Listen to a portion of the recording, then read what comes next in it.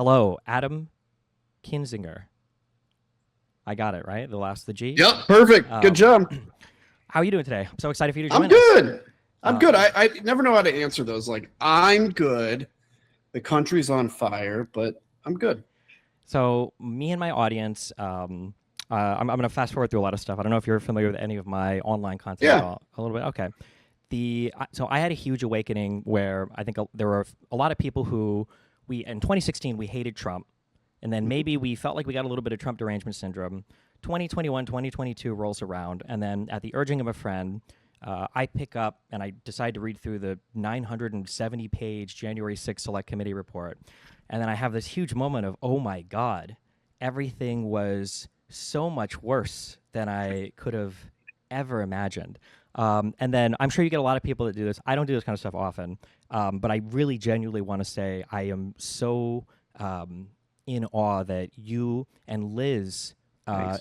against so much of the world, right? Your entire world, your entire political party. I'm sure. I mean, you mentioned it. We watched the documentary that was made, "The Last Mm. Republican." People in your personal life, people that I'm sure you never could have imagined fighting with, that you decided to take up that fight. It was just such an unbelievably heroic act. So I just want to say thank you genuinely for the first part of that. Yeah. Well, yeah, thanks for saying that. And I appreciate it a lot. And it was hard, right? Like I'm not downplaying that, but I think the thing that still kind of gets me on it is I always just assumed that the second I took an oath, like what I did was basically what was required of me. And it's always amazing, but also like extremely disheartening to see that so many of my colleagues just went along with it. And even though in the dark rooms they'd whisper, like, oh, yeah, I agree with you. But like, history is a real thing. People are going to read back at this time. And Kinzinger's a name that doesn't hide very well. So my son, if he comes to me and talks about, hey, what does it mean to do the right thing? And I, just went along with evil, it would be pretty hard to give him that example. Yeah, I mean, I definitely intellectually understand what you're saying, but emotionally, I mean, obviously, we can look at the Congress today and see that it's a whole different ballgame in terms of what path do people actually take. So there's two big topics that I kind of want to hit on. Mhm. The second one we'll get to later, but it's basically like, what do you think the country needs to do going forward to heal? Okay, so keep this in the back of your mind. And then Mhm. for the first one, there's this like it's very hard to tell sometimes when I see people. There are people that I've got grouped off. I call these like the tier one kind of influencers and the tier two kind of influencers, where you have people that legitimately believe everything that's being said. I'm sorry, those are the tier two, and then tier one people are the people that are kind of like selling a lie and they know that they're lying about things. Now, I'm not going to sit here and tell you to call names or anything, but when you're in Mhm. Congress, when you see how a lot of this stuff is going down with, like, I would say that the current administration is engaged in just so many blatant lies. When it comes to like the congressmen, the staffers, and the people that are actually at the Capitol, like, do a lot of them like how do they sell this to themselves? Do they genuinely believe it? Do they think the other side lies just as much? Do they see it as like a necessary evil or as a temporary bargain with Satan? Like, what is the thought process there? I'm curious. Yeah, it's interesting because it's kind of all of it. So I think it started out, if you would have asked me after January 6th, like with that current Congress, what percent of the members of Congress on the Republican side actually believed the election was stolen? I would say 1% maybe. Nothing, right? But they were going along with it. Now get into how they can do that. Now, though, I think, you look at Donald Trump's been in our life 10 years, which is insane. And he has completely remade the party. And so anybody that had the ability to resist, the desire to resist, the desire for even independence, they've been either defeated, decided not to run again, weeded out, timed out, whatever. And they're being replaced by true believers, the people that were there on January 6th, at least in spirit. And so, how do people then that know better convince themselves? And it's like, look, and I'm not making the comparison to Nazi Germany, but I think Nazi Germany's it provides so many examples. Like, how does a guy in 1936 who works at a factory end up 7 years later guarding a tower in Auschwitz? Because the 1936 version of that guy never would.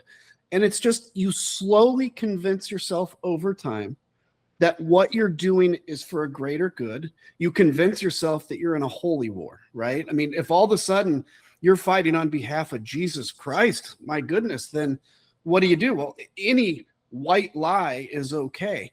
And then humans, as a way to cope with that inherent distraction or inherent conflict, you can convince yourself that what you're doing is right and what you're doing is okay. And look, the Democrats, they believe in these terrible things, and Donald Trump, yeah, he's an imperfect vessel, but he's who God sent now. And I think over 10 years of those tiny compromises, those tiny bargains, you get to a point where it's okay. And then eventually, once you accept January 6th, for God's sakes, then you can accept anything. And I think, I mean, we could do a 1-hour episode on different stories I know of people that have gotten to this position. Let's just take a quick example, Mike Waltz, who's now the UN ambassador. He was an anti-Trumper in 2016. He and I became friends. He gets elected to Congress. I thought that his addition to Congress was going to be great for a sane Republican.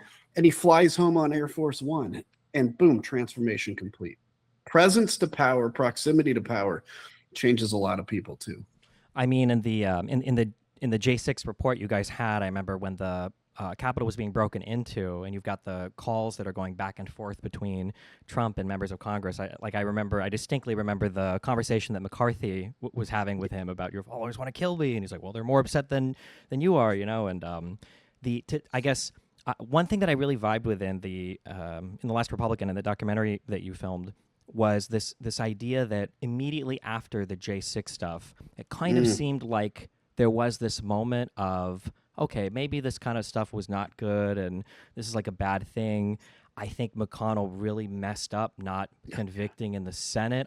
My feeling at the time, I guess you would know, is I feel like the lawmakers thought that Trump just couldn't run again. You can't run after losing. And so they're like, we don't have to worry about this. And my God, what a horrible gamble that was. Yeah. But to see everybody slowly hop back on the train, and then I mean, like I mentioned McCarthy, you bring up a story, like we've seen Lindsey Graham, make statements before. There's just so much hypocrisy. Go ahead. Oh, go ahead. I'm sorry, please. No, your words are more important than mine. Go for it. I mean, the thing that always stands out to me about that, and I'm glad you saw that in the movie, because this is the thing that haunts me. Not that I didn't do everything I could. I feel like I did. Maybe I could do stuff differently. But after January 6th, I mean, so you go into what's called conference, and it's basically all the Republican members of Congress when we all meet up, right? Democrats have a conference too. And it's just like crickets in that room for 3 weeks when we go in. People don't know what to say. They don't know how to act. I was one of the few that was like, guys, this is BS, man. We've got to break away from this. We have to apologize to the American people, say it got out of hand. And it's not like everybody in that room was booing me. They were kind of like, I actually made an attempt, and unfortunately it kind of fell flat, because the one criticism I'd give to the other people that voted to impeach with me is they were like, oh, it's over. It's time to heal the party. But I wanted to do a vote of no confidence on Kevin McCarthy and all that kind of stuff. But anyway, so that 3 weeks, it's crickets. I mean, keep in mind, nobody was at Andrews when Donald Trump left his last day of the presidency. He goes, gets on the plane, leaves during the inauguration. Nobody besides his family is even there to wish him off. And so that tells you where the headspace was. But 3 weeks later, without anybody taking leadership in that vacuum, and I tried, but I wasn't high enough rank, all of a sudden, Kevin McCarthy goes to Mar-a-Lago. And the decision is made. We have to embrace the Trump people, because if we try to defeat them in this next year or so, I'll never become speaker. If I embrace them, it's harmless, because Trump is certainly gone and never going to happen again in our life, and I don't create fissures. Though there are so many points in this history that I can look back and say, if only, and that is clearly one of them. We were ready to crap Donald Trump, out of our butts into the public toilet of history, but just nobody had the courage to actually do it. It's so funny, because as politics has gone on, I say funny, it's actually really depressing. I've switched from kind of political analysis to more just kind of, I call it influencer analysis, because I really do feel like the politics of DC and the United States in general now are just, they can all be seen through the frame of how do YouTubers or online personalities act. And it's funny because one of the huge complaints that I'll have sometimes is there will be a large internet figure, and then they will do a thing, and their community will have a response where I feel like the community response is not good. And as an influencer, YouTuber, streamer, whatever, you always have two choices. You can either go with what they're demanding, and so you kind of follow, you let your community push you around, or you can push back. Usually you'll lose a couple people, but you're shaping a better community, and then in the long run, hopefully you're shaping more. And one of the big frustrations I have with the Republican Party is kind of what you just said. There would be some friction to dump kind of the MAGA movement. Like, it would be a little painful for a little bit, but ideally in the long term it would be good. But if enough people are willing to say, let's just ride this out and kind of like follow the wave and see where everything goes, you just end up in this scenario where instead of being a leader, you're constantly just following the loudest person in the room, which if it's Donald Trump, I would say is a really bad idea. And you put a layer onto that, which is, we do look at politicians, in particular the president, as our leaders. We like to, as Americans, pretend like we're, politics is crazy, but, we're all independent. No, leaders do set the tone for the culture. And I've looked back, like, just in my head, the last 30 years, and you can see who is president and who sets kind of the tone. When Obama was president, there was kind of this feeling of optimism and hope. Obviously, Trump brings crazy with him. But underneath Trump, you have your senators and members of Congress who have some influence, not as much influence as Trump, but some. So all of a sudden, Trump is in kind of like persona non grata mode. And instead of these secondary influencers, actual influencers or members of the House and Senate coming out and saying the tough thing, they just relinquish that. So the only voice left in the room, not just the loudest voice, the only voice is Donald Trump and his loudest supporters. And that's where, like, people, if you go into politics as a job, people are relying on you to bring your leadership with you. That's what they hire you for. And if you simply are there to get reelected or to take the easiest route, it's like a car, you're going down the interstate, you make a tiny turn on your steering wheel, it's fine, but eventually you're going to go off the road if you're not correcting it. And that's exactly what happens. And so, you go on Fox News and you're watching Senator Lindsey Graham, who you have some respect for as a base voter, and he says Donald Trump is awesome. He says Donald Trump didn't do anything wrong. You're like, well, I guess he didn't do anything wrong, because everybody I give any trust to all says he didn't. So I was actually surprised, not really, but like looking back, I'm surprised that anybody broke from Donald Trump, because there was nobody besides like me and Liz to say otherwise. Something that I've noticed between the left and the right, on this thing of like loudest voice in the room following them, can you tell me if you have this impression, or if it's true, why does this exist? It feels like on the left, I would say the messaging apparatus is not there. It doesn't exist in terms of this, like, I feel like the right right now has this top-down, like, resonant, reverberating, like, one thing is said and every part is ringing the exact same tone. Like, an example that I'll always give is if you're watching the news and you hear somebody say something like, this candidate, this leader has horrible messaging, that will only ever be said by a left-wing news host, because on the right, their job is the messaging. Sean Hannity would never say, like, Trump messaged very poorly on this issue. Sean Hannity would message for Trump on the issue. Is there like a and again, you don't have to expose or whatever, but like, is there like a big signal group, or is there like a big like email list where it's like, today, this is how we're defending the Preddy thing. This is how we're defending the war in Iran thing. 47 years, guys. Everybody get on this talking about it. Because I swear there's such uniformity with the messaging. It's insane to me sometimes.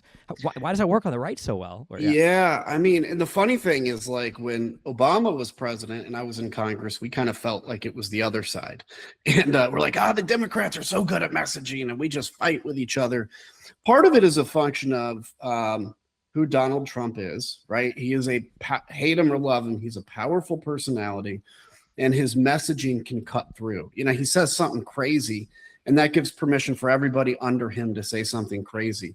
I wish there was a big signal group, because we could infiltrate and disrupt it and expose it. But really, it comes down to when a party has the presidency, they have a huge advantage in all kinds of levels. Then the GOP has built a very solid group of loud influencers, right? You see them on X and everywhere else. They've got, the podcast. You're one of the few highly ranked podcasts on the good side of things. They have so many of the bro podcasts and whatever else. And Donald Trump comes out and makes a statement, and everybody gets their marching orders from that. And so, the other thing, look, Biden, love or hate Biden's presidency, he was not a great messenger, right? Not necessarily in saying what he said, but he was not forceful. His voice didn't cut through. If the Democrats in 2028 can end up settling on a candidate that has solid cutting messages, that is not fake. Can I say this again for a bajillionth time? It's fine if you say something stupid or bad or dumb, as long as you're saying what you believe. Democrats, this is one thing I noticed when I joined the January 6th committee and had my first real expose into how Democrats operate different than us. They're very poll tested and very scared of offending. And part of that is, obviously Democrats are made up of a bunch of disparate groups with different interests. And so they have to try to keep them together. But this is a time in America where people, I think, value genuineness. They want to know that what you're saying you believe, even if it's like Donald Trump is not articulate at all, but he's an effective messenger. And so Democrats will be at this disadvantage, I think, for the next 2.5 years. The key is who is going to be their standard bearer and presidential candidate. And I think you could see that flip. The other thing, too, is, look, the Republicans have become pretty good, which is funny because it never was like this. They're pretty good at keeping the circular firing squad generally within the family. Democrats, you have the moderates hate the libs hate the moderates, the Israel-Palestine battle going on. Try to keep that in-house, because otherwise you just, look, if you're going to fight with a team in a fist fight, you want everybody fighting the same people, Yeah, I agree with that. The story I use for that is it always feels like a Republican will walk into a room with 10 different people and try to find one reason for each person to support their candidate. But sometimes it feels like a left person will walk into a room with 10 people and find one reason why everybody shouldn't vote for the left-wing candidate because they're in the right position on something. It's very infuriating sometimes. Well, and I'll give you another quick example. Like I get sometimes, and it's not much, obviously I'm functionally a Democrat now, and I'll still get occasionally somebody that makes a comment, well, you used to be a Republican or you voted this way before. And I'm like, I'll tell you what, I'm here fighting hard to get Democrats in office. And this is the thing you're going to focus on. Like, if you really believe democracy is at stake, if you really do, we're going to take any ally we can get right now, as long as they're within a moral, right, whatever. If you don't believe democracy is at stake, yeah, then you have the luxury to have differences on every little opinion. But I really think democracy is at stake. I feel, do you know who, have you ever heard of Brad Palumbo? I've heard the name. I don't know him. He does YouTube content there. I have like 2 or 3 friends who are Republicans who are legitimately stolidly conservative, but they are not they're not Trump supporters, and it sucks because in their life, like, they are pro-life. They they do have strong conservative beliefs, which is not good for a group of liberal friends, but you can't be friends with a MAGA person if you're just like a solid, Republican, whatever. So these people are always in the weirdest area of life where all their liberal friends are kind of hoping they'll just join their side, but they're not quite, but then they don't have any other conservative friends. So it's a very awkward position to be in. It is. So there's a huge fight right now, kind of in like my circles on the internet. And then it'll come to the Democratic Party, if it's not already being discussed, of like, what does it look like to heal or to move forward from the last, it'll be 12 years, because somehow Trump was still, on everybody's minds, even in the 4 years where he wasn't in office. So after Trump is finally out of office, assuming he doesn't run and win for a third term or whatever, right? Like, in terms of moving forward, is it best to forgive and forget and pretend things never happened? Or do there need to be, like large committees? Do we need to bring back the charges for Trump and, go back to the trial stage, to actually get to the trial stage for like the January 6th case, the Mar-a-Lago case? In your mind, I guess, where are you, or where would you be on that? Like, what do you think is a good, like, should it be retrospective? The Democrats come in and they're like, okay, we got to do something to hold these people accountable. Or should it just be, we just have to build and move forward and not focus on the past? What do you think? Well, let me tell you what I would do if I was president on day one. The first thing is my first executive order would strip the name Trump from anything, right? Trump Kennedy Center, gone. If Trump built something, gone, unless it's finished, whatever, but then we just rename it. Um, everything. I would even, and I'm not even joking at this, I would have like, you can send in, because now Trump is signing all the money. You can send in your Trump money and get new money, replaced it from the Treasury, all of it. I will take him down from the walk of fame that he put up. I'll put up Joe Biden's real picture and I will take Trump down.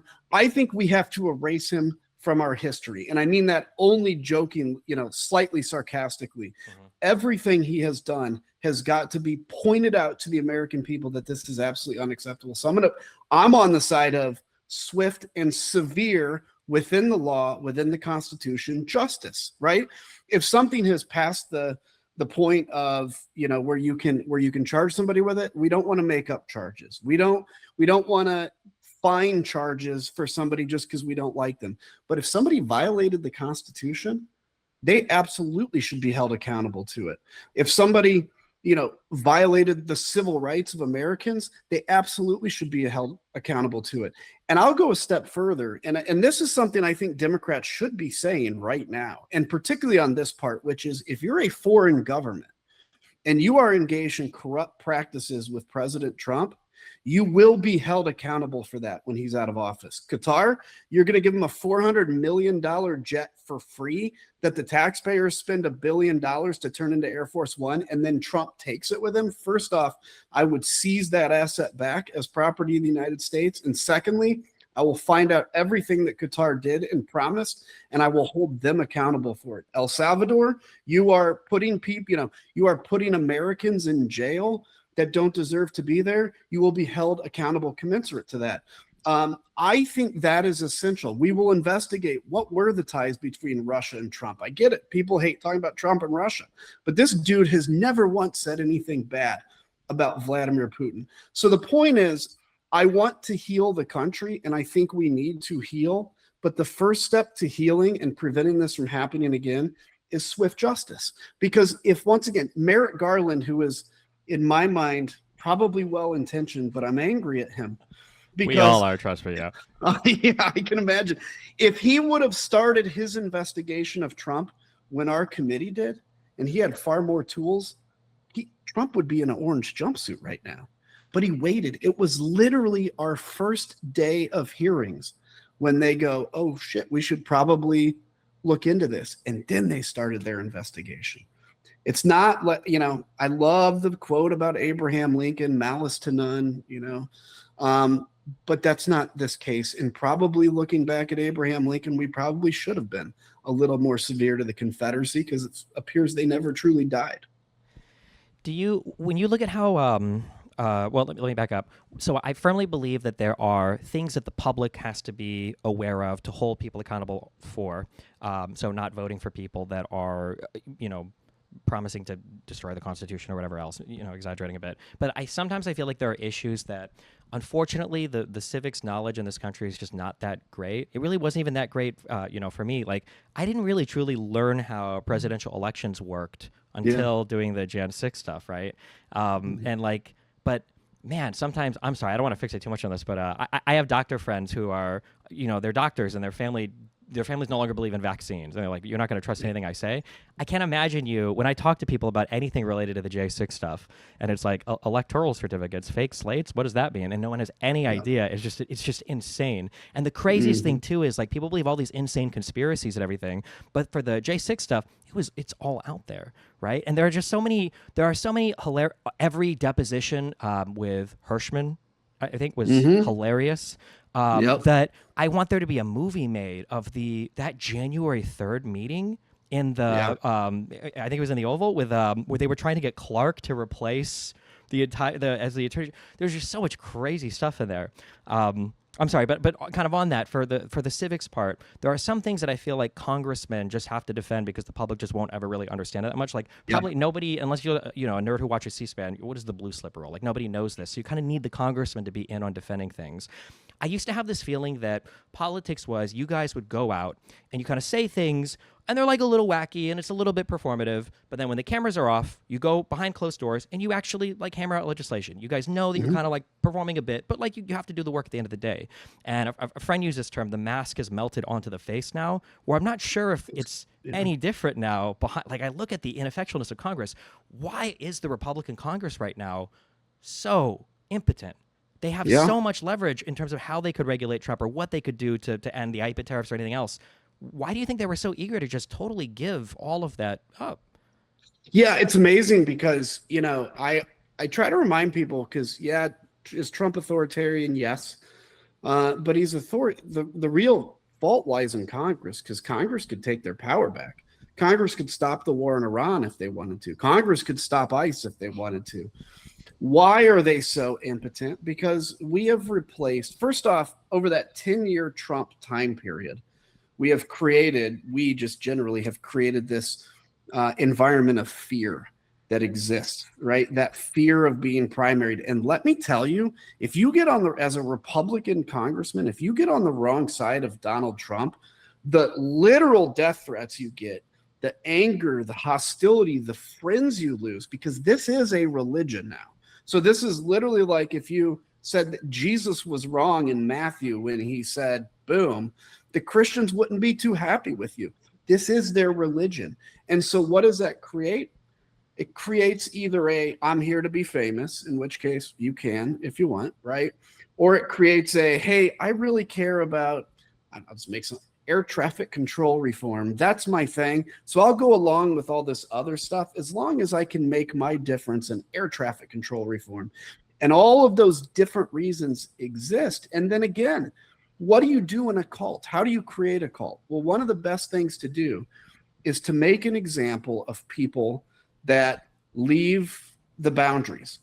Liz Cheney, me, whoever else, right? We leave, you proverbially execute us in front of everybody, and you say, that will happen to you if you do the same thing. That creates immediately putting them in line. And then Trump is really good at welcoming people back into the fold. I mean, who's Michael Cohen, for God's sakes, who spent the last, Trump's fixer, then spent the last 3 years going after Trump. Now he's got a pro-Trump podcast with Laura Loomer. He's very good at forgiving and bringing you back in the fold. But the rules is I'll bring you back in the fold, but you can never turn your back on me again. That is a lesson, I think, by the way, that Democrats can learn, which is we have to be willing to bring people into the fold that recognize the errors of their way. Now, they can't come in with excuses.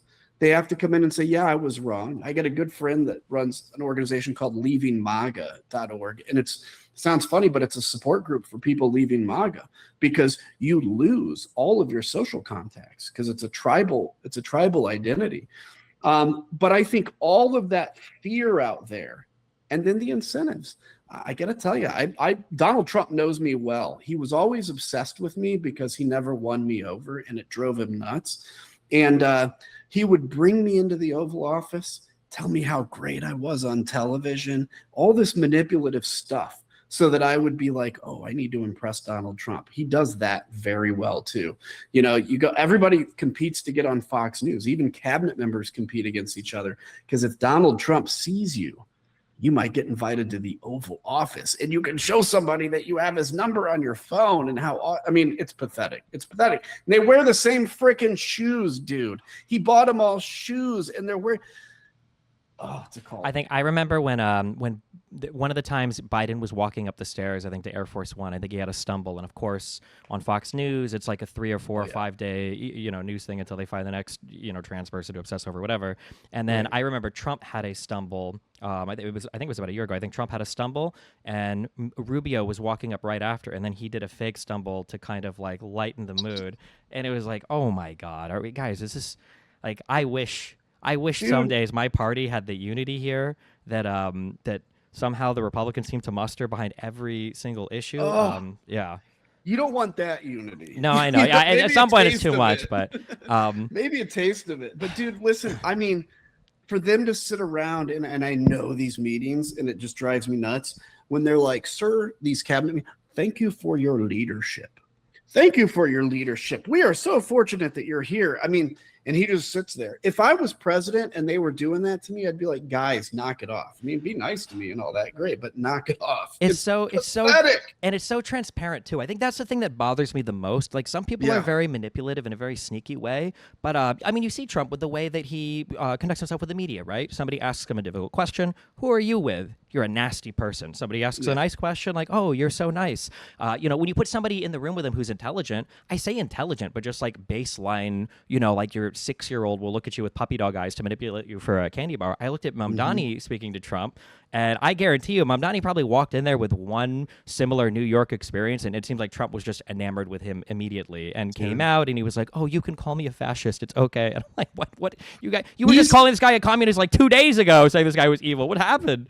This is the most misunderstood thing about Donald Trump, and I'm glad you brought it up. He is the easiest person to manipulate out there. I mean, this deep depth of narcissism. So I don't know if Russia has anything on him, but I will say at least Putin, who is a KGB agent, knows how to manipulate him. And he'll call him, tell him, oh, you're doing such great things, Donald. Did you know the Ukrainians attacked us? Oh, my God. And then Ukraine has to call, and then Europe has to call. The best thing that happened recently, I mean, it's bad that it had to happen, was Europe has finally started standing up for itself. And what I learned with Donald Trump is if you stand up to him, he respects you more. The second you start dropping to your knees in front of him, he may think he likes it, but he loses all respect for you. I use it as like, you know, when you're a high school kid and you're like a shallow guy when it comes to dating girls, and you like ask a girl to the prom and she says yes, you're like, oh. Ugh. And if she says no, you want to go out with her so much more because you're a teenager with a teenage brain. That's who Donald Trump is. So easy to manipulate. I always think it's funny too that like after Trump has a conversation with somebody, it's very obvious like who he's been speaking with. I remember when he was in the U.S. and he started talking about how the border between the United States and Canada is like very straight and it seems kind of arbitrary. And I'm like, this is like such a Putin-esque like talking point about arbitrary border. Like when have I ever heard somebody speak to the arbitrariness of the border between Canada and the United States? Like it's like you just got off the call with them and are sharing the ideas with the nation. Yeah. Or you see the one thing like, what was it? There was Alcatraz. He wanted to, out of nowhere, he's like, we're going to reopen Alcatraz as a prison. And then somebody traced the fact that on cable TV at Mar-a-Lago, the movie Alcatraz was on at the exact moment he tweeted that. So he like saw the movie Alcatraz and it's like,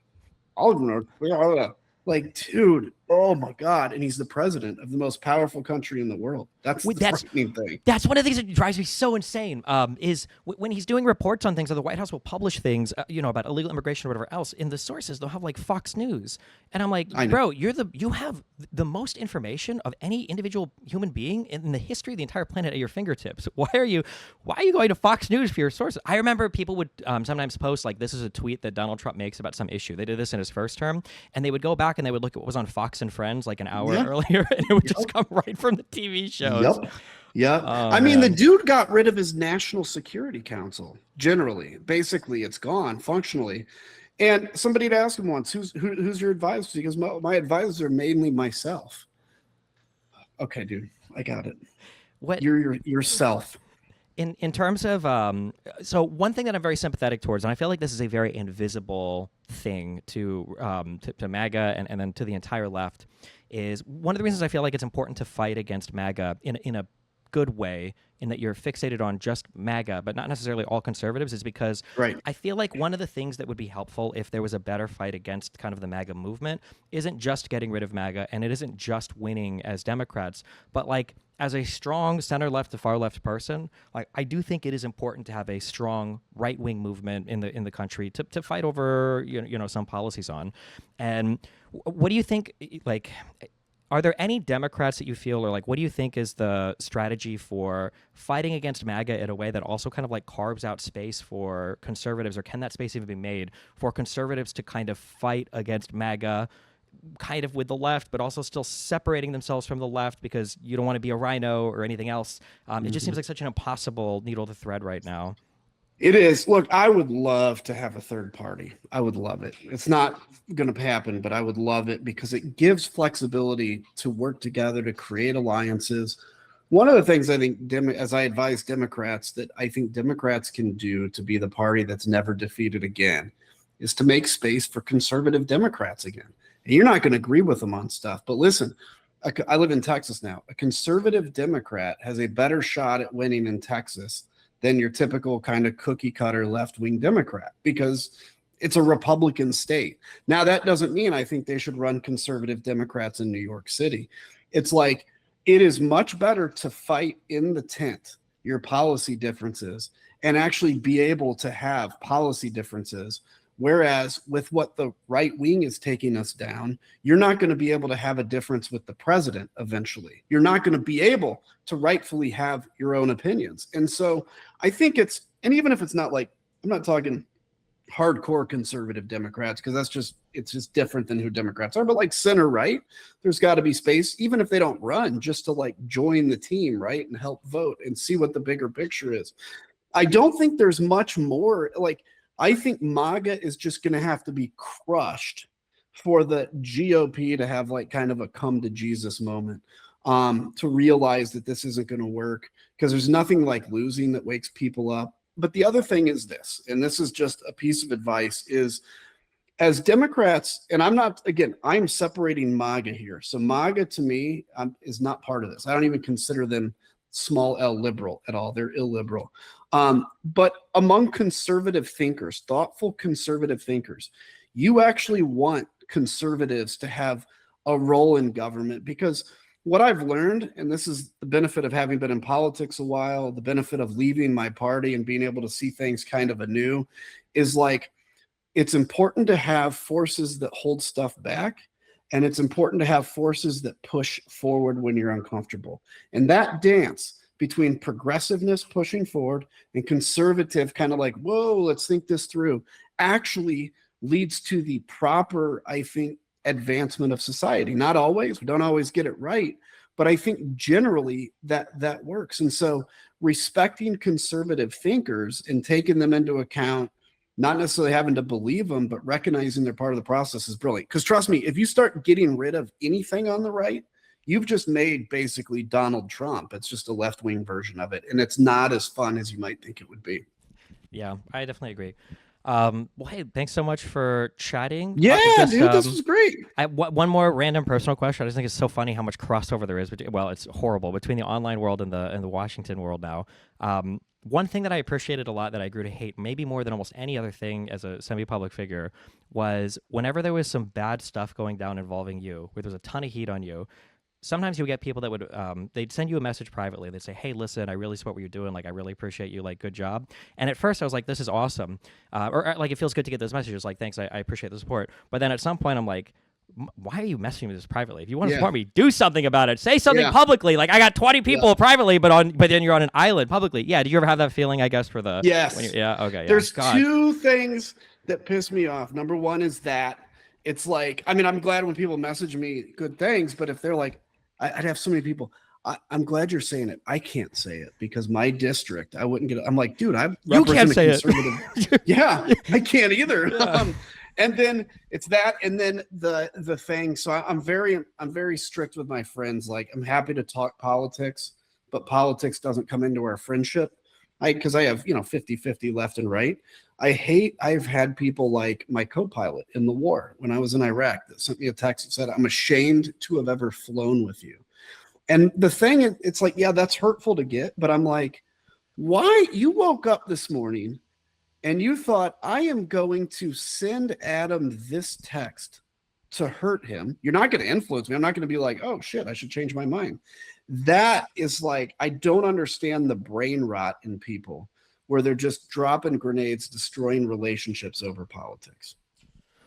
I agree. Well, thanks a ton for the chat. I hope we see more of you in the future. Great. Hope we chat more in the future. And yeah. Yeah, I'd love to do it. I'd love to come back. Thanks. Cool. Good luck with everything. Yeah. Do you want, real quick, do you have a book? You said you were working on a future podcast. Anything you want to plug while people are listening? Well, look, actually, the big thing is my Substack. So go to my adamkinzinger.substack.com. I put out one today about how we're not prepared for military conflict that's actually coming our way. And I got a children's book coming out. It's called That's What Heroes Do. I don't have a copy here, but it's good. It's really good, actually. And I'm not just saying it because it's my book. Awesome. So, I'll buy it and I'll put it next to my Kash Patel trilogy for the King and the Hillary Clinton and all that. So cool. Yeah, perfect. Thanks for the time for the chat. I appreciate it. Yeah, you bet. Take care. Bye.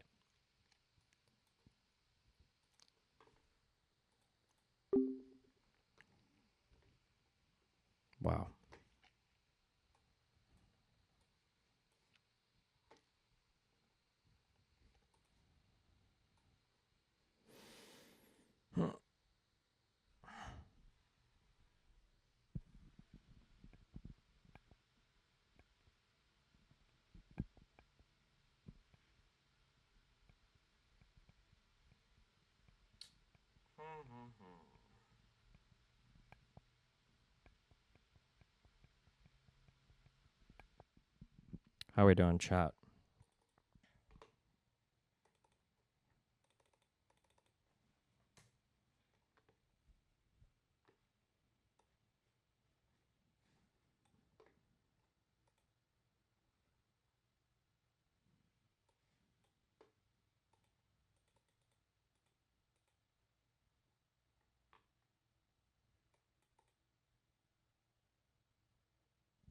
I'm in Cuba right now.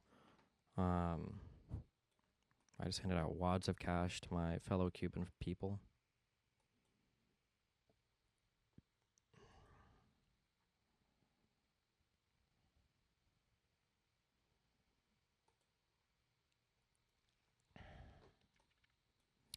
Am I in a hotel? I am in a hotel. I have an event tonight in Gainesville, Florida.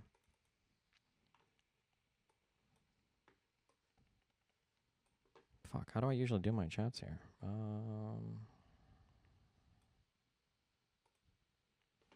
Did you have a long wait in TSA? I just fucking drove it. Will it be streamed? It sure will be. Assuming. Well, no, yeah, it will be. What the fuck?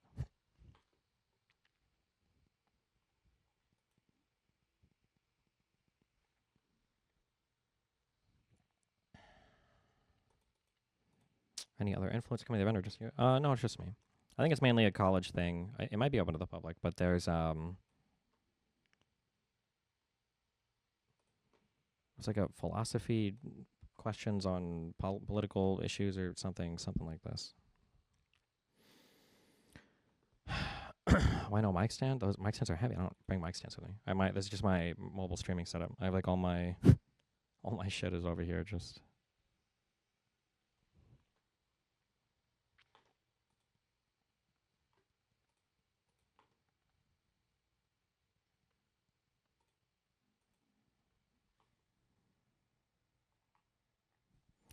How much time do you spend traveling every month because of these events? I don't know, too much time. But I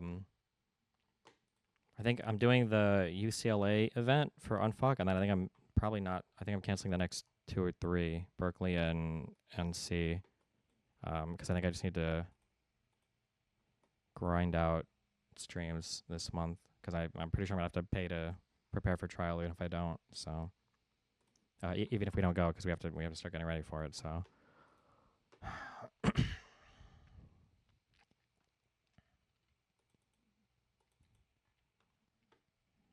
I split the VOD, but I have no idea where. I don't know if this laptop is set up to auto-upload that, so good luck.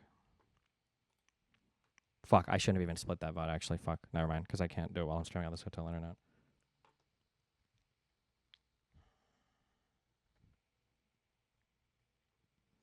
That was a good convo. You obviously grown a lot. Interesting that he is not on Team Hutch. No, I wouldn't say he's not on Team Hutch. We would have to push to figure out. The Hutch is in favor of consequences as well. It's just a matter of like how far you would go for him, basically.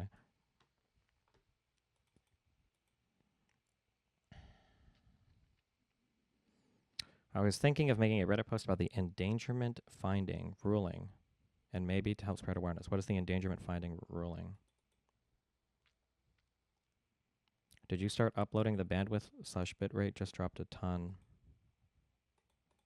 Fuck. Is it? I don't even know where this. I don't know how this is set up right now.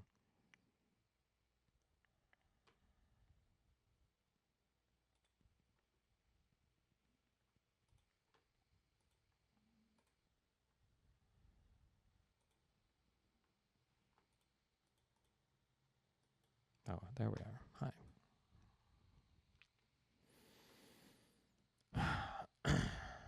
Are you using Starlink?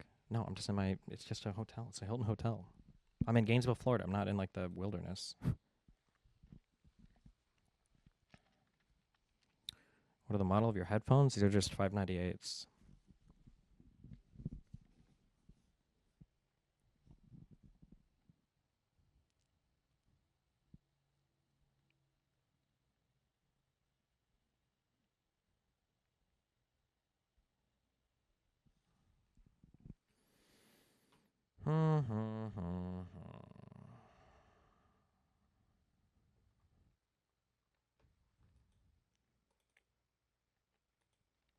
Mike Lindell getting served in a live interview. Our country, most of them break a law within the. I don't think I can. It's not going to show up on stream. Everybody's going to scream that they can't see it. So and it's going to lag anyway, so fuck it. The EPA basically just stripped itself of all their ability to regulate greenhouse gases. This is currently being litigated by multiple states. I can link an article. I don't know how much you care about environmental stuff. Nope. We're going to blow ourselves up before any global warming does. Don't worry.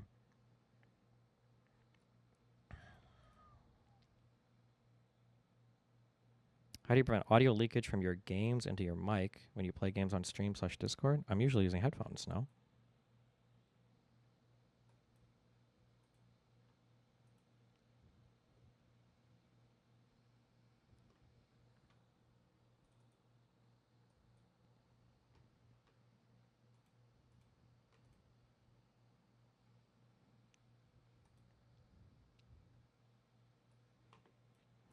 Jaw-dropping DOJ admissions to court. DOJ admits repeatedly it made material mistaken representations to judge. ICE never had authority under 2025 guidance to conduct arrests at immigration courthouses. DOJ admits court relied on prior misrepresentations. The DOJ blames ICE.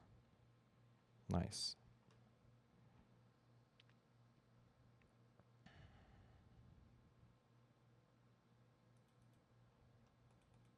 When you have people over, you don't wear headphones. We're not usually watching much, but then the stuff will just be on speakers. It'll just be quiet on speakers.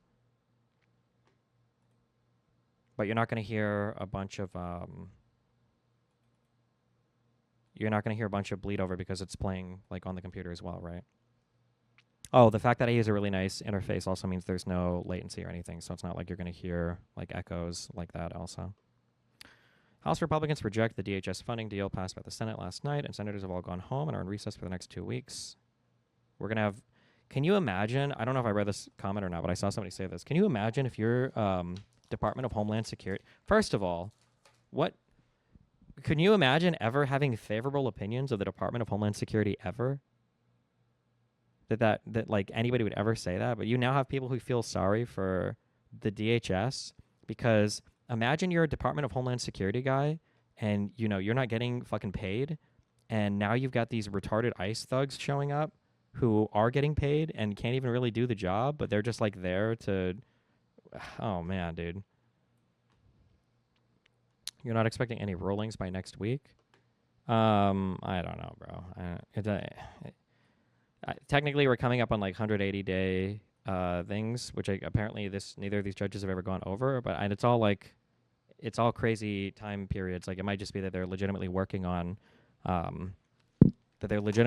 so much stuff that they will start to lapse their 180-day motion rulings or whatever.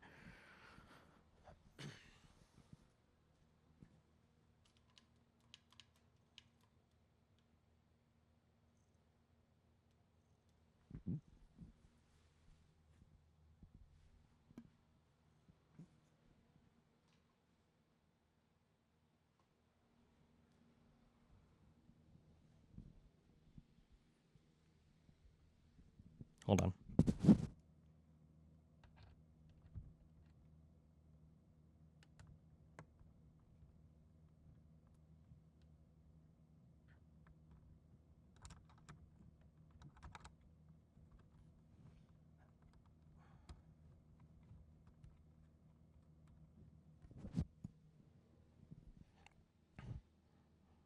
I want to make you appreciate how much shit I had to tear out of my fucking case just to set this interview up.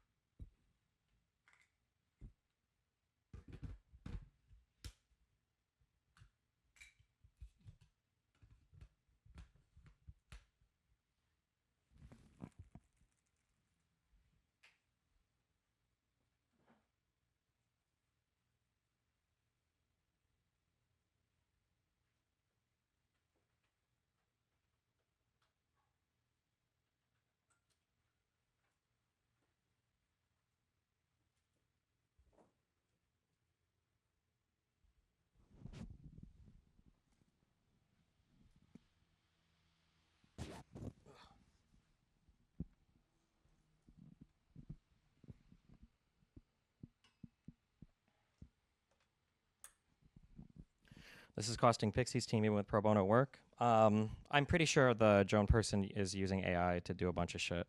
I can tell by the one, a lot of the court cases they cite are just they're completely an opposite of what they're trying to say, and then two, a lot of the formatting on a lot of the lists that they send and shit, it's like it's pretty obvious that it's like I was gonna say ChatGPT, but I mean some other AI, I guess, that just goes through shit and yeah.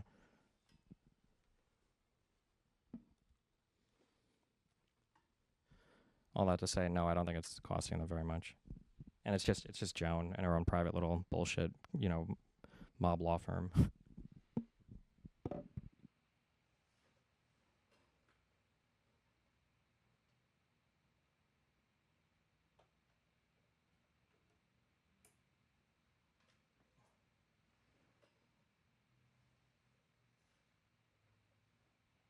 What a nightmare, Jesus.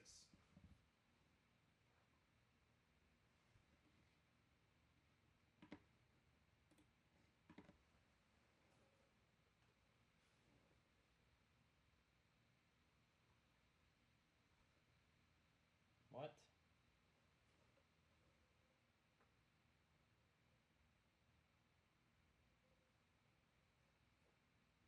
Oh fuck. Oh no, wait. Two, two, two, two. Yeah.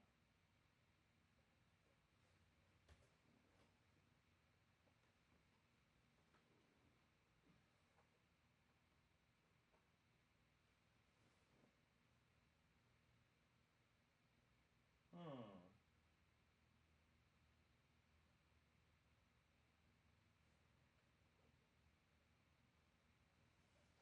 Wow. Hi.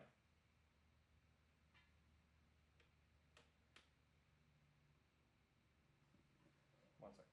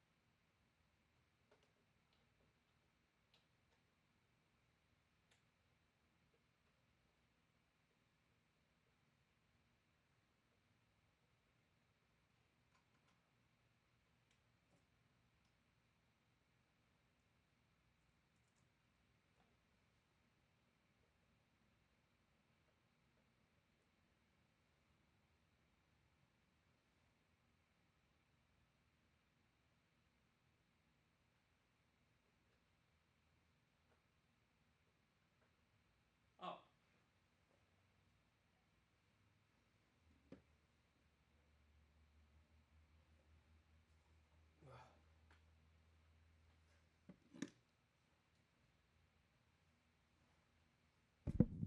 Fuck, I can't hold all this at the same time. This is my one interview setup. Camera? Hello, friend. A10 for stuff. IP converter for stuff, for power and stuff for cameras. We got wireless microphones. We got the deck for the USB stuff to go to the laptop. We got wireless microphone thing receiver from Shure. We got our RME interface. My God. We got lighting. Look at this lighting. Look at that high quality lighting right there. Hello. We got chat. We have all of our monitors. Hello. Start streaming. Ooh.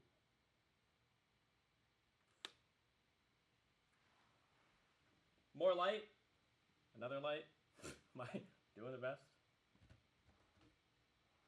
Limitless pills. Vyvanse that RFK is coming for soon. Wow. And that's where your mom slept last night. And my docs. Beautiful.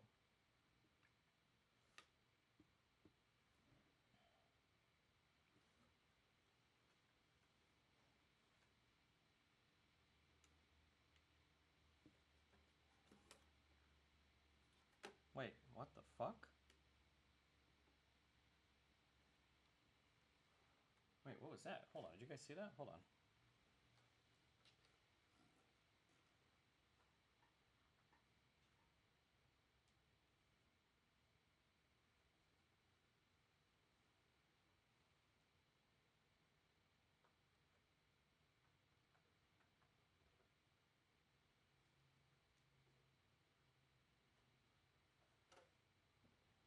Holy shit. Look at that sick ass. Look at that sick ride. Look at that. Holy. It's too bright.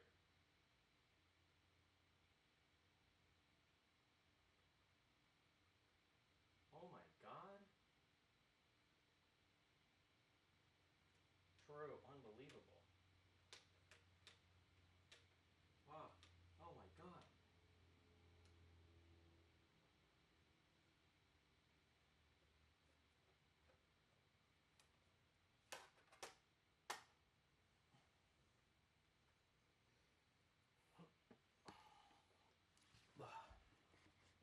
Amazing.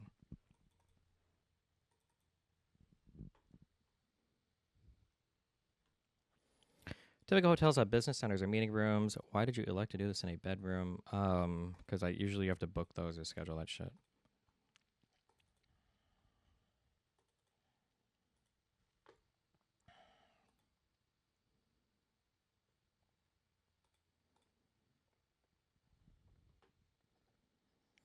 How do you carry your gear around suitcase? I have 2 of the long Pelican cases.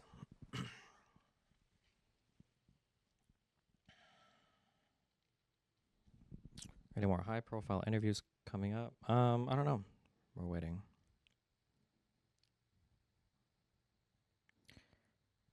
Why aren't you streaming at Mar-a-Lago? True. I have my honeymoon in a month in Jordan and Oman. With flights in Dubai and Qatar, should I cancel everything or diamond hands?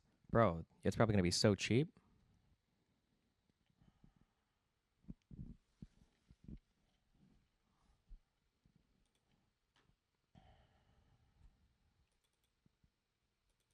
What happened to the Israel-shaped patch on your cheek? They stopped paying me to shave it that way, so it went away.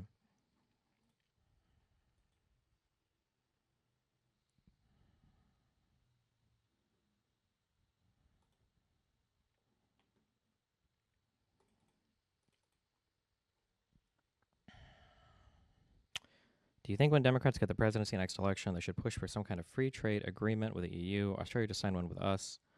I don't know, bro. I don't know what the country even wants right now. I mean, I'm a big fan of free trade, generally speaking, right? Within there's certain industries you might want to protect for national security reasons, but is it possible the case can still be dropped prior to the trial? Also, how this case even make it to court? It seems so weak. I mean, anything's possible. I can't say. Like, even my own lawyers have said they've just never been in a situation like this before. So I don't know what you want me to say. Like, there's 2 dispositive motions before the court right now, meaning if either one gets approved, then the case is dismissed. But neither has been ruled on. I've heard it said that trial judges don't like to get overruled or appealed on. So if we're this close to trial, we'll probably we'll just go to trial. But I don't know. I don't know what this trial will look like. Because since all the Roe stuff is out of statute range, so it's just going to be us arguing over the Abby stuff the whole time. I don't even think Abby's going to show up. Nobody got to be deposed. Like, I don't know, it's just all a big kind of joke.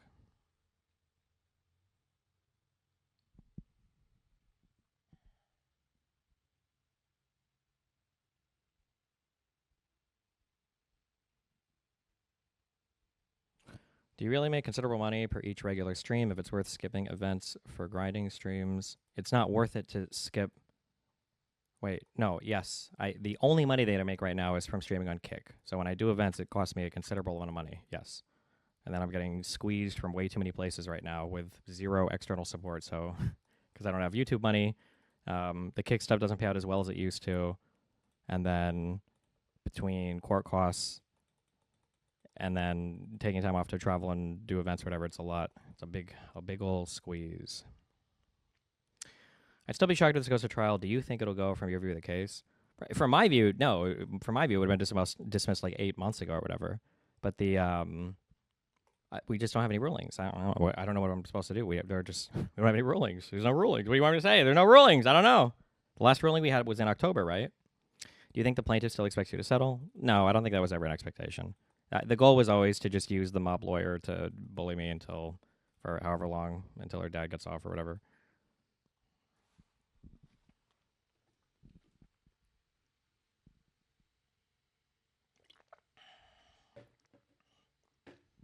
Wow, Duck Festini fan 1. Thank you for the 5 gifted kick subs.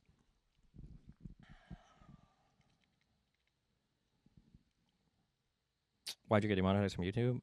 I blame Jesse Waters.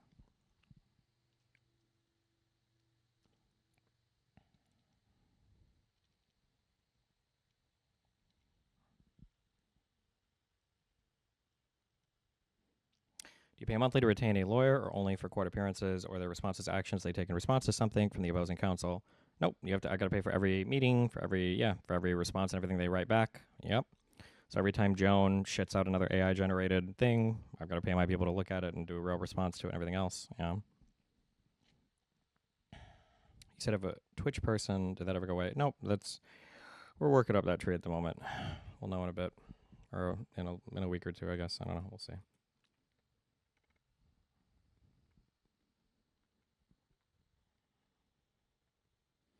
Why is Lauren promoting clubs if she's a lawyer? I think Lauren is like a lifestyle drifter. When you're a rich person, or when you have a rich family, you can just kind of like drift from lifestyle to lifestyle, I guess. Hopefully, though, once this case is over, when I do my big write-up, like I want to have something that follows Lauren and Pixie around for the rest of their lives. So there's just like a good public accounting of everything.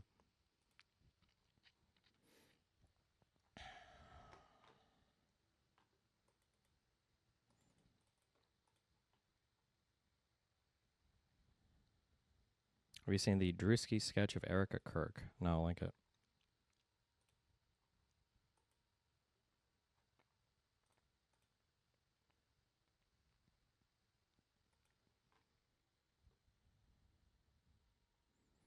Link that shit in Google reviews nonstop for any law firms they work for. Oh. What's the likelihood of Joan getting some repercussions for bad faith litigation? In order to get like actually in trouble, you got to do some like super fucking bad shit. It's got to be like super, super, super aggressive. Maybe for Lauren, I'm hoping my bar complaints for her, maybe. But did you see the new Pit episode? I sure did. Is Robbie gonna kill himself? Is that what's happening? I just realized this.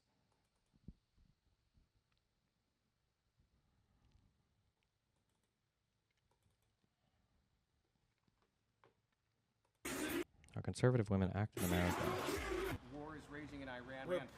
We're praying for all the soldiers and troops. That's great that you're praying, but Oh, is this what everybody was tweeting about and losing their mind over?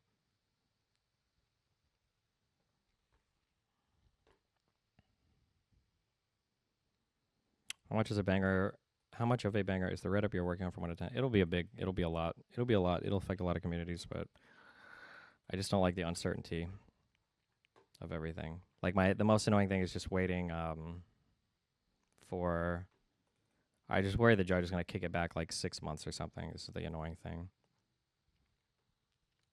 How can you go to trial if there hasn't even been proper discovery? Will that be litigated during trial? Or I mean, discovery doesn't help me that much because it's not like I'm countersuing. So I mean, like she can just delete all her shit and break whatever. Like I don't know if they'll get sanctioned for it, or probably we'd have to file sanctions for it. I mean, everybody gets their day in court. You're allowed to go to court if you want. That's your right as an American, as long as you pay the filing fees.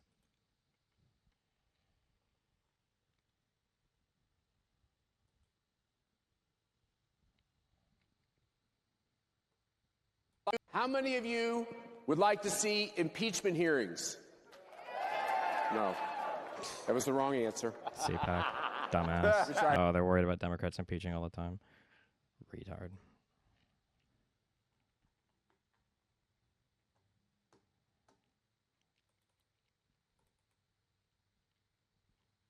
If Pixie loses, does she pay the court costs? No, That's not typically how it works. You have to fuck up really, really, really, really, really bad for that to happen. Typically, everybody pays their court costs. YouTube for YouTube, I should know by I think mid-May. I'll know for sure.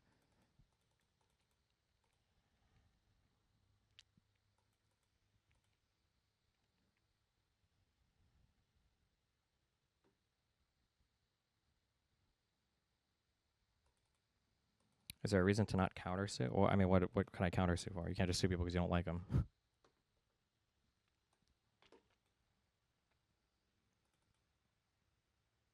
Hassan says he is the Charlie Kirk of the left. Oh my god. Implies he has more emotion than Kirk did before TikTok. Jesus.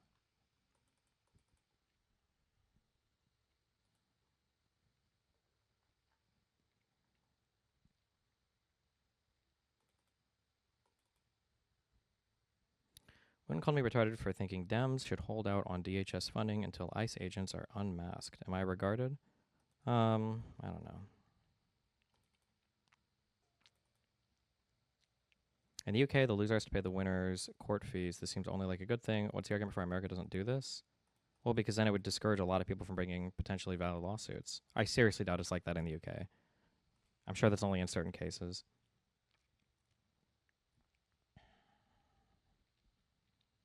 How is the YouTube channel being managed now? We got a bunch of editors now. August is not working on the YouTube stuff anymore. But me and August are good. Nothing bad happened. Nothing crazy. Don't you have a pretty strong defamation case against Doe for the bad faith roast up being in the court docs? We filed sanctions for that, but I don't think you can't sue somebody for what they put in a court complaint or whatever. You can sanction them, but you can't sue somebody for defamation for something they claim in a court document.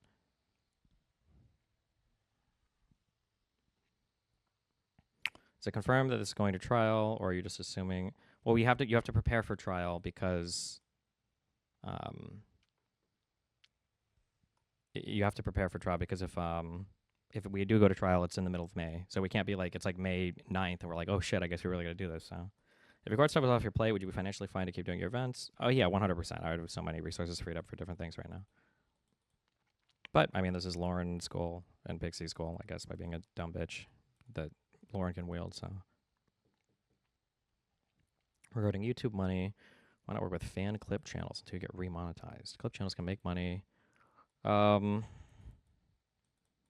Technically, I don't know if you're allowed to do that, but it's all good. We're just drifting on through, okay? Dems were to nuke the filibuster, would that be meaningfully different than just ruling by EO? Well, yeah, because you could pass legislation.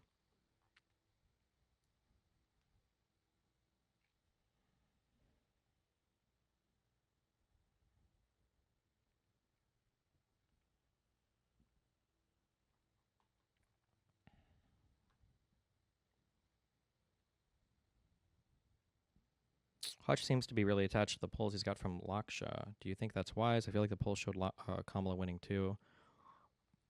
I mean, it wasn't 100%. The Laksha guy seemed pretty smart to me. What's your opinion on the Andrew Wilson and Tilly issue? I don't think Tilly said anything crazy. I think Andrew's just being a bully. What do you do if they're just wasting your time and money? Isn't that a legal course of action? Is that really a legal thing?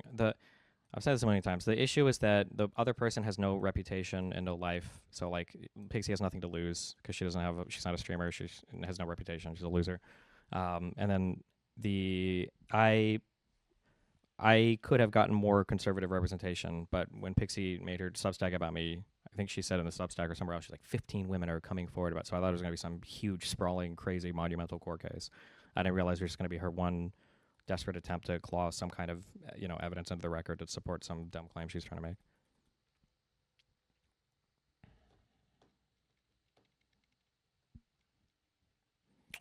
Javier, would you ever connect with the Pod Save America dudes? Yeah, of course. I'll talk to any mainstream media figure, yeah.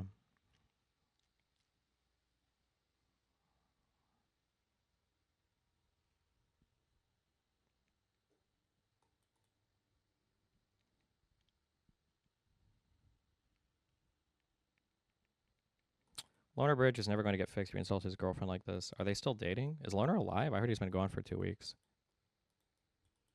Did you see Hassan, Vosh, and Mike from Pierre working with the Soy Pill and Mr. Beat at a PV event? Yeah, I thought Progressive Victory was dark money. Kind of crazy that I guess they changed their mind on that. That event looks like it's going to be god awful. Holy shit, so many horrible people there. Jesus. Also, I hope this isn't true, but I heard that I heard they were doing this on the same day as the No Kings protest. Is that true? Wow, Eliminator, thanks for the 5 good kick subs.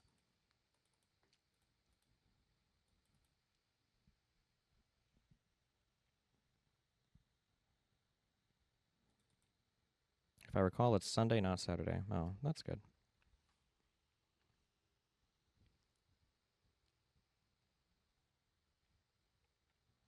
Why do you think they invited Vosh, Dylan, and Soy Pill, but not you? Isn't V also controversial? Well, because I'm like a super center-left liber dude. What do you mean? Also, I'm pretty sure I've openly fought with all the new PV people are like tankies, so. I'm surprised Dylan got invited, though. I wonder what that's going to be torture for him. Critical support for Dylan Burns.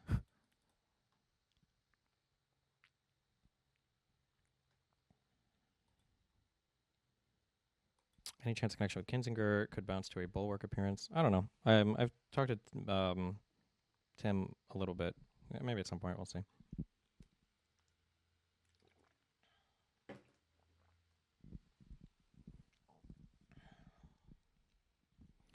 I see people calling Hassan the left equivalent of Fuentes. Thoughts? No, Hassan wishes he was the left equivalent of Fuentes. He doesn't have anywhere near the tenacity or ability to organize as Fuentes. He's just like, I don't know what maybe Steven Crowder-esque figure or something. I don't know.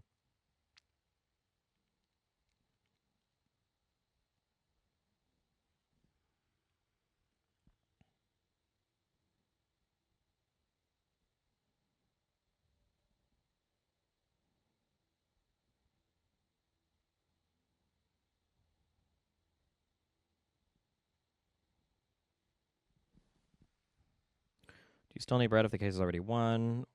I mean, I don't know if I want to bring on a whole new team to pick up all the work they've done so far or whatever. I don't even know what the etiquette is for that. I mean, they do a good job. And I'm really, really, really happy with how they've handled some stuff. I don't know how other people. That Rose deposition was so horrible. Pixie and Joan were just like subhuman monsters for that. And my legal team, I sent him an email afterwards, like, they conducted themselves so well during that. It was insane. Once they realized that they weren't going to get what they wanted, like, there's a part where Joan is like, why did you continue with this guy if you weren't actually in love with him or whatever? And she's like, well, he threatened to kill my family.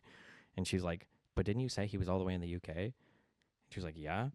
And she's like, so you really thought he could kill your family from the UK? And she's like, I was 17. And she's like, okay, but still, he didn't actually like show up and attack you or anything, right? And it's just like, holy shit. Like, it was it was insane how aggressive that stupid piece of shit was being in that. But when my people were asking questions, they were super respectful. I'm super grateful. Almost for that deposition alone. I'm just really happy that they handled themselves for that. So.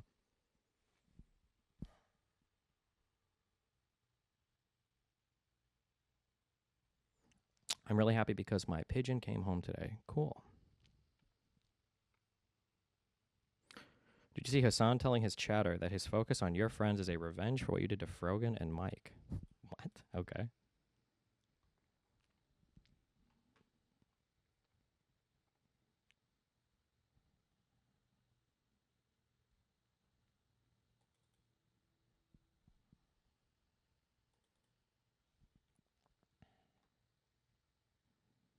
Are you following the Trump case that your judge is working on? That's the Trump v. Wall Street Journal case. That's the because Wall Street Journal posted that letter or whatever, the birthday one or something. I think he's suing them for that. I think it's that case.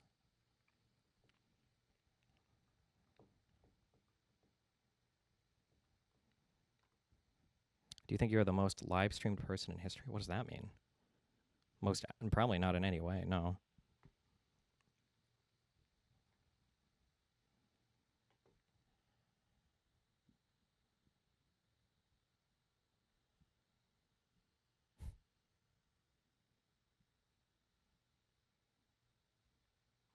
Best comedy movie of all time. I tried watching this, but I think it was a millennial thing. You had to be there. It was probably super bad. It's a millennial thing. You had to be there for it, okay?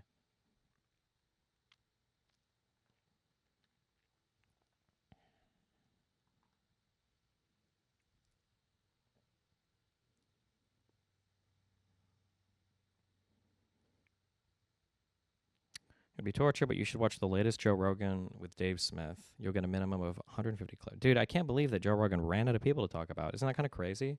All the people in the world, and nobody wants to go on Joe Rogan. So he has the same 20 fucking circle jerkers coming on over and over and over and over and over again. Oh my God.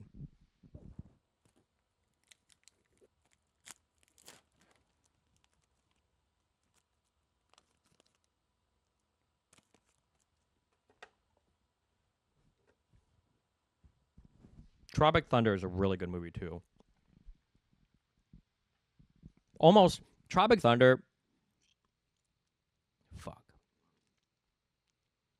I feel like Tropic Thunder has probably my favorite Tom Cruise. Obviously, that's just such a great movie. Oh my fucking God, that's just such a great fucking movie. Holy shit. Holy shit. Have you seen the Michigan Senate Dem primary becoming a shit show with McMorrow and Abdul arguing over Hassan? I've seen a little bit of it. He's starting to pick up some heat on Twitter, which is good, I guess. Remember what I said about like communities rising up to defend people, though? It's crazy just being part of a political community. How many people, how many shameless dick sucks rise up to defend Hassan against like the most obviously retarded shit?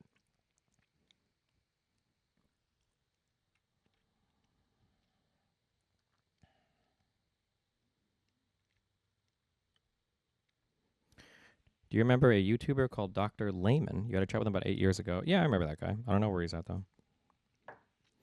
Even if your court case ends in a favorable outcome, do you think that you will be able to claw back some of that reputation so that you could do? Yes. Well, I'm very confident of that. You just the extent of everything that has happened. It's just the whole thing is just an insane story. The problem is that like because I've had to explain this to some people to build connections behind the scenes, but it's like trying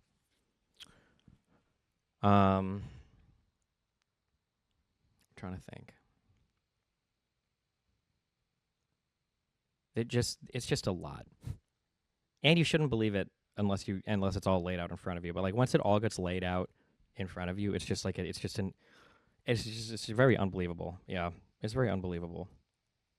I mean that in both like it's an amazing thing, but it's also like literally like you won't believe it until it's all laid out. Yeah, I'd be vague. I mean I've already said it all. It's just putting all the pieces together. There is like a crazy MAGA right wing woman who scorned a lover gets the opportunity through Pixie, who was a girl who decided to have her hoe phase but was embarrassed and didn't want it to come out, who through leaks that happened from a UK pedophile that catfished me over 2 to 3 years with a girl that he had seduced on an app for minors that was leaked on Kiwi Farms and then weaponized by a community that hates me and then propagated through a Discord with a guy who ended up secretly dating the very same BPD chick that he said it was unethical for me to hook up with, and it came out that he'd been dating her for 7 months and was threatening her and then paying her money to keep her on his ship. There's just like the whole thing is just like so unbelievably crazy. It's just all of it is just so stupid. All of it together. It's just it's just unreal. Jesus.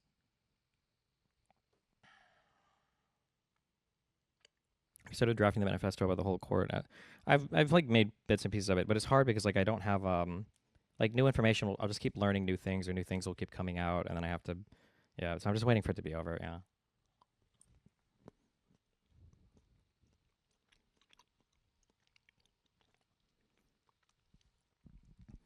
Even with a well laid out manifesto, do you expect anything to actually stick to Lauren or Jane or anyone involved?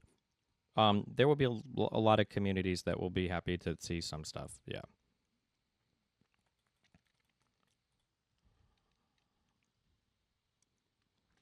Is that solo guy just going to walk away from this unscathed? That's probably the thing that upsets me the most. Is that I don't know if I don't know at this point.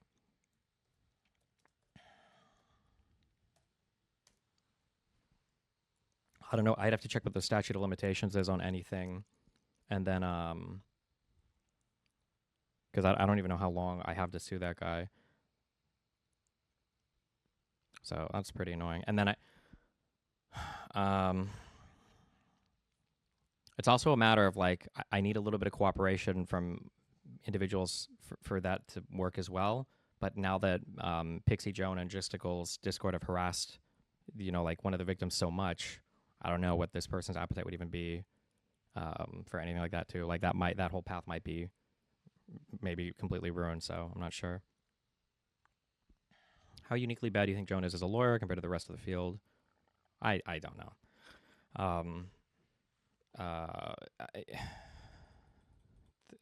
The thing is that there's probably a lot of bad lawyers, but we go over Supreme Court cases all day, right? That's what we look at. So it's like watching the NBA all day and then going down to your local like outdoor basketball hoop thing and being like, man, these people all suck. Like the average lawyer is probably just kind of fucking retarded.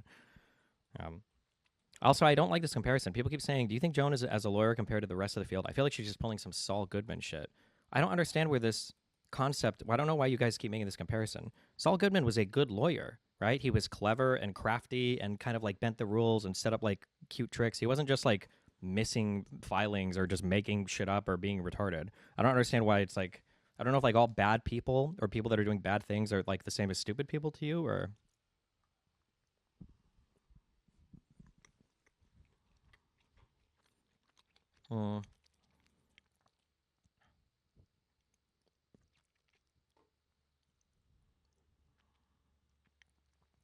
The Pit, is Santos actually a well-written character? What is your hottest take about The Pit 2 seasons in? Santos is probably okayly written. I just don't like that she's just a fucking asshole to everybody. It makes it harder to sympathize with her.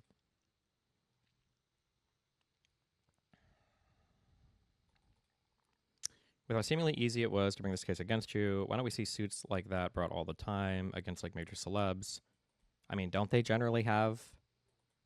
Well, one is a lot of these people get sued a lot of the time, but the people try to settle secretly before like a lawsuit is actually filed. Number one, and then number two, I think a lot of celebs just mess with a lot of other celebrities. They don't mess with many normal people because it's too risky.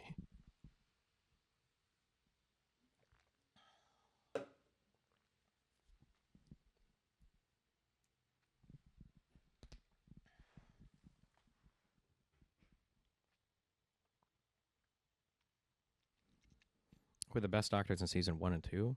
Robbie and Langdon, and then Abbott, and the Asian guy. I don't remember his name.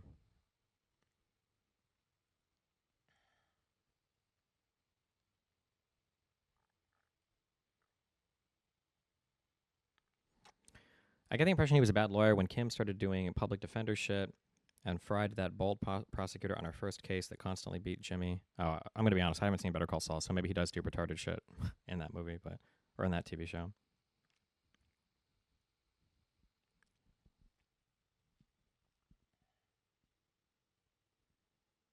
See the new Harry Potter trailer? Yeah, I wish there were more black characters. Do you notice what Santos pocketed this episode? Yeah, but if you, I guess if you haven't talked to Crazy, I shouldn't say Crazy, but that's what I mean. We've already seen pictures or video or something of Santos with cut marks on her, I think, leg. So I mean, she's a cutter.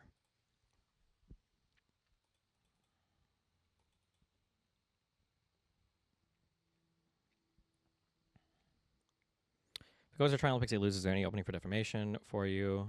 Maybe. I don't know. We'll see. I'll cross that bridge when I come to it.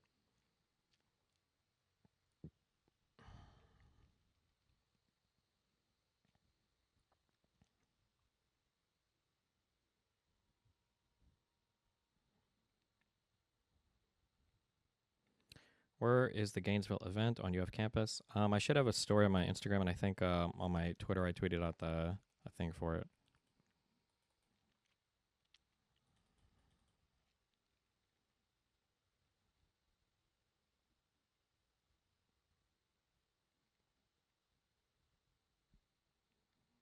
Are you going to U, Mitch, and MSU? I don't think so. Do I have any? Is that on anything anywhere? It's actually reasonable that the judge has been Mia since November. It is what it is. There's nothing you can do. I think you probably have to just I don't know what to say. There's nothing you can do. What do you want me to do? What do you want me to say? It's not good.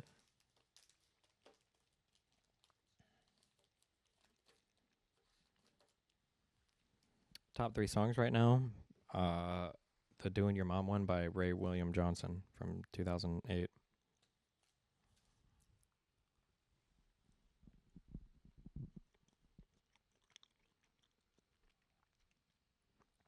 Which you expect Vosh and Hassan to link up again. Recently, Hassan mentioned for his chatter Vosh's Nuke Tel Aviv ban and said that there are much better targets for hate. I don't think Hassan would ever link up with Vosh. Vosh would probably want to link up with Hassan, but I don't think Hassan would link up with Vosh. But I don't think Hassan would attack Vosh. I think Hassan doesn't. Hassan has too many enemies right now. I don't think he likes it as much.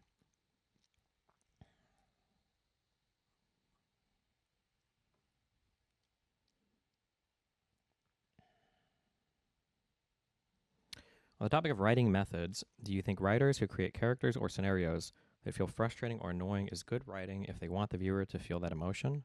Well, yeah, I guess so, right? Like, it's good to hate Joffrey, and it's good that he was acted in a way that made you hate him, and he was written in a way that made you hate him, right?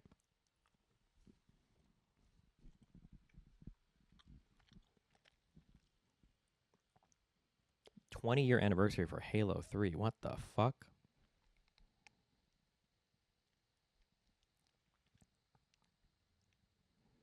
'20 fucking years. What?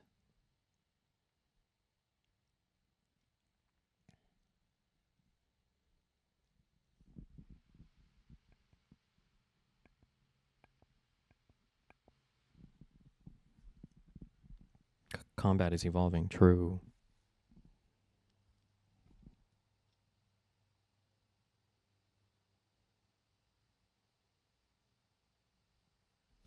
How can Hassan say he's warned against conflating Judaism and anti-Zionism when he didn't even understand his debate with Ethan was about Hassan's community? Oh, it's all just memes. Nobody believes this shit. They're all retarded. Look at how they talk about like they all pretend not to understand like anti-Semitism, but look at how they talk about Islamophobia, right? How many people have made fun of Frogan because she's a Muslim? How many people even know that? Well, I guess, I mean, she makes it part of her identity, but like how many times has Hassan or Frogan been like, oh, they're Islamophobic, that's why they think, like, bro, nobody, there's more misogynistic attacks than Islamophobic ones. The fuck, come on. Yeah, or her weight, yeah. She said herself she is not Muslim. Really? Wait, why does she wear the fucking head thing then, the headgear? There is this theory about the pit where Dr. Robbie is death flagged, but it might just be a bait and switch, and Dr. Santos might be the one that gets super cooked. What do you mean death flagged?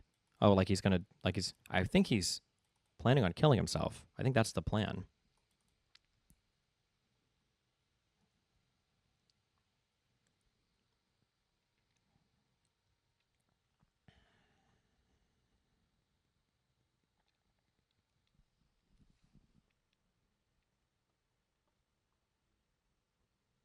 I make fun of Frogan because her name is Morgan, and she's from Michigan, and she LARPs as a Muslim to get back at her mom. Okay, thank you, the Pate 91.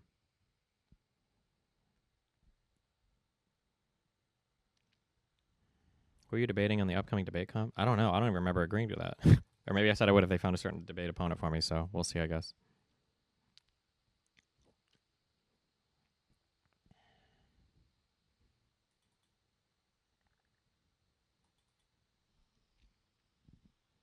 It's foreshadowed in Season 1, Episode 1 when Robbie doesn't wear a helmet while motorcycling. Oh no, really?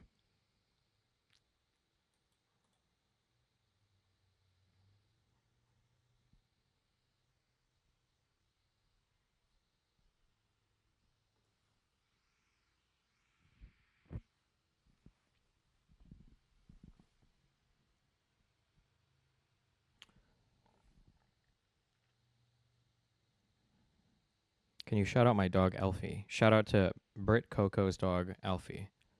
Seeing as we can't bring jobs back to the Rust Belt, Appalachia, what should we do? I like to ask, if you could go back to the towns along Route 66 before highways came, what would you do to save them? I have no idea. You can't save the past. Things move on forward, you know? Ryan Mullally was begging Wick to set up a debate with you last night. Talking to that guy is so fucking annoying. Andrew Wilson's World War debate channel seems to be flopping. Do you think so? I feel like he's on an upswing right now. I'm sure he's made a fuck ton of money on those stupid debate courses he's selling. This is an internal critique. goal of every debate? Internal critique. This is simply internal critique. I'm simply engaged in internal critique. Oh my god. Counterpoint to your take about Joffrey / good writing method. Joffrey's well written because he's actively challenged in the story. Compare that to Ramsay, where the story's constraints are drastically compromised to make it work, which weakens the authenticity of the writing as a whole.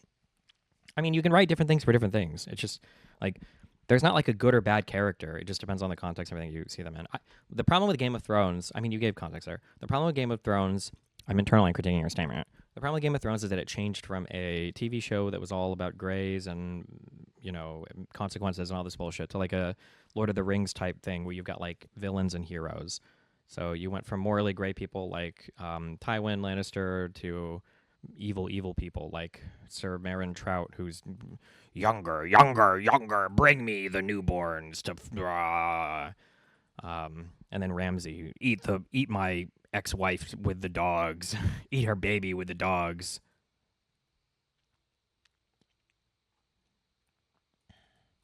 There's nothing bad with one-dimensional actors or one-dimensional characters. It just depends on the story they're in. Like nobody's ever said like, God, let me guess, Sauron is still evil. Wow, Sauron, wow, he's a real bad guy, huh? Yeah, no shit, he's the bad guy. Did you see that Iran state actors hacked Kash Patel's personal Gmail and leaked pics of him smoking cigars in Cuba? They claim to have all emails from 2010 to 2019. Nice, good job. How is Tywin morally gray? Because he does anything to... He optimizes for his family, and that's it. He orders a bunch of horrible shit. The Red Wedding was really bad. Telling the Mountain to go fucking kill and rape everybody was really bad. What do you mean? Oh, Euron Greyjoy was just the worst character ever. Euron Greyjoy and Stannis Baratheon are the two people that book readers cite the most as being like destroyed in the TV show. In your opinion, which movie or show in the last 3 years had the best score in terms of character themes, motifs, etc., as well as musicality? I don't know, bro.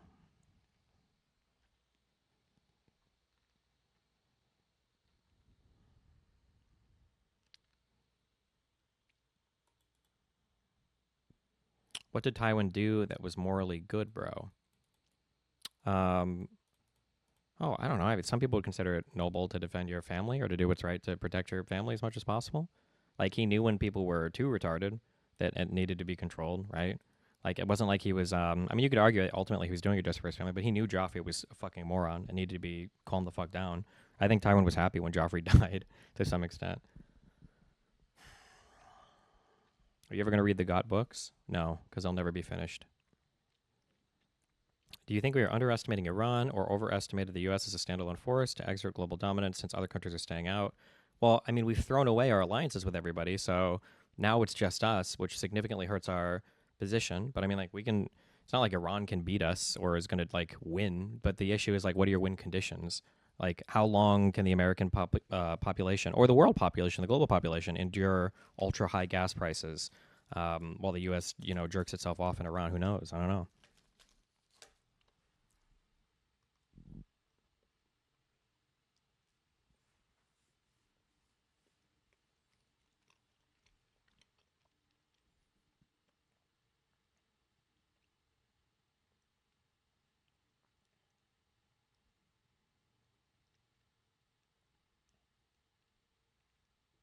I think my favorite thing of all of Game of Thrones is when Dany is on the dragon and looks at Jon Snow and it's like, get on so we can fly away and everything will be good and we'll win the war. And Jon looks behind him and like 100 meters away, there's a zombie walking up and Jon's like, hold up, watch this, m'lady. I need 4 more CS and then we can back.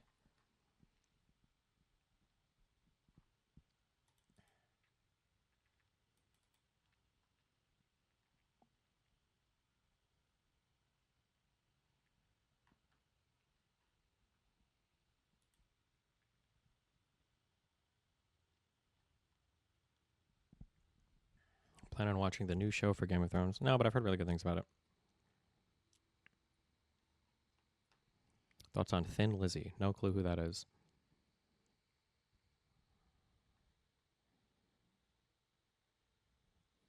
Do you miss the mechanical improvements that came from practicing an instrument?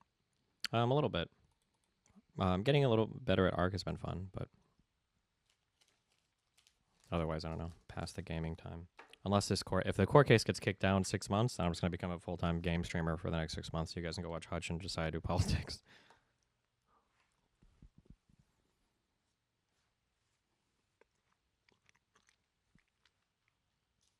Did you ever like The Night King? No, everything about the White Walkers was ruined and dumb as fuck.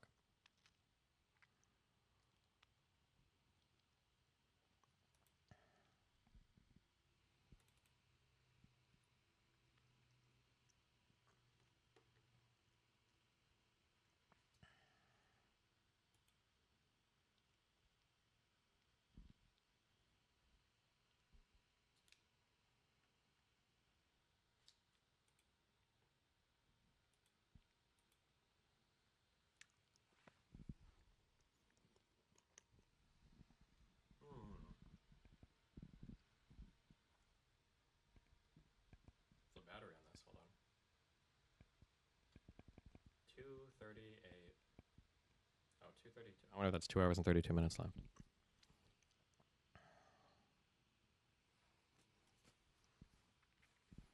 Jared Clav got arrested and banned off Kick. Oh, for shooting the alligator? That was pretty dumb.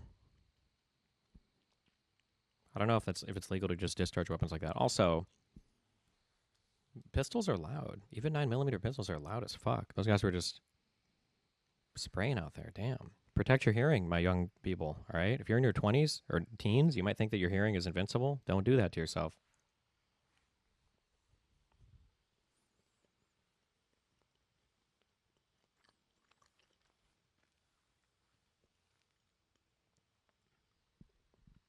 He was in a national park and shot a drone. Oh, shit. I thought it was just for shooting the alligator.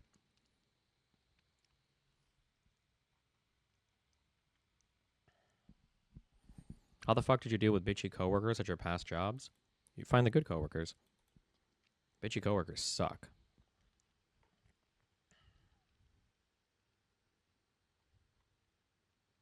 Why? You keep spamming this. What do you want me to say? Hutch is hiding the ball on his grift. Anything suggested that would lead to Trump landing in prison gives him a rage boner. It's really odd and sneaky. How is it odd and sneaky when he's doing the same thing over and over again? It's probably just his actual position.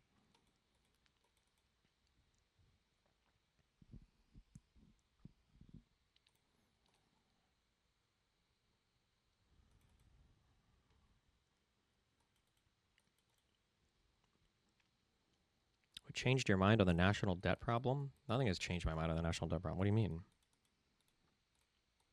Or what has my mind been changed on? Graham Plattner already backed out of the PV event. Uh-oh.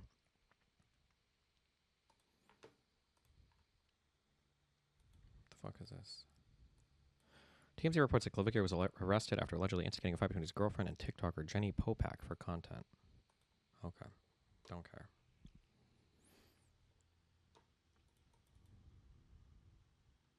What's happening with Fishback? I think I have a debate scheduled.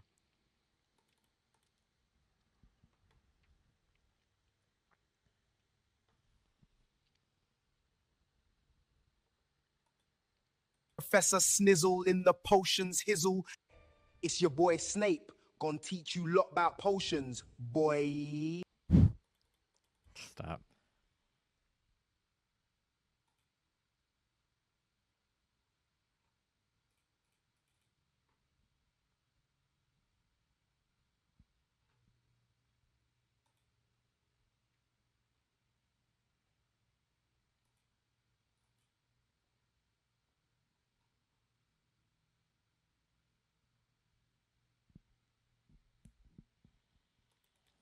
I feel like you never really got an answer to the question, how can you make reforms for people who don't care about rules? Hutch says, I feel like that's like saying why make laws when criminals will break them, but the whole thing being missed because that's why you should punish criminals.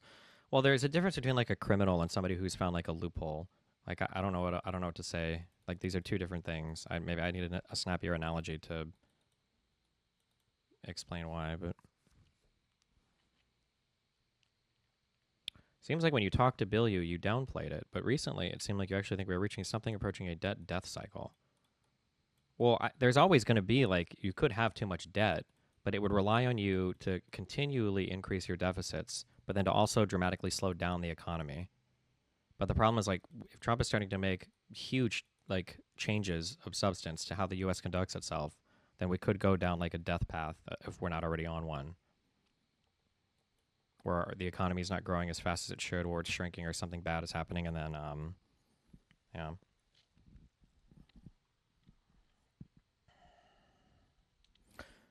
Destiny, the referees hold rule breakers accountable, even people abusing the system. What about when people pay off the referees?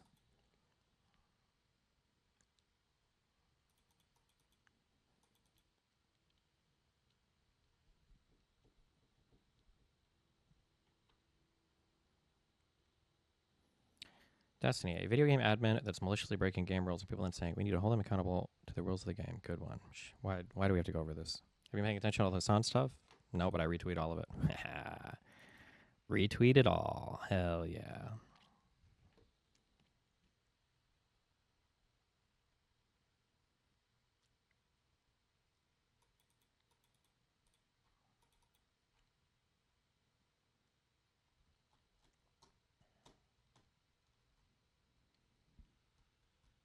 You watch Tilly's response to Andrew Wilson? Nope.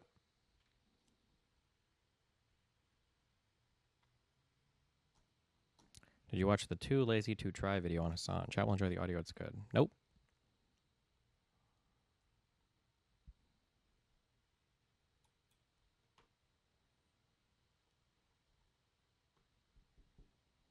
Did you see your PS5 appreciating in value today? What? Did you see Bad Empanada accusing Hassan of engaging in career-ending behavior with some women yesterday? Yeah, but Bad Empanada makes shit up, so it's not. It's like he's like Milo, the Milo Yiannopoulos of like the tanky world. Please watch this XQC clip.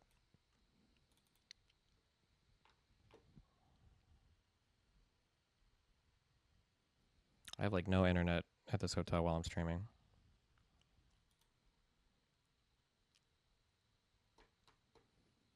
Did you see Clavicular get arrested? Yep.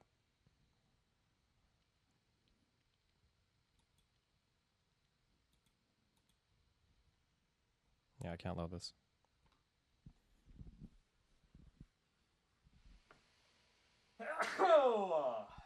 Wow.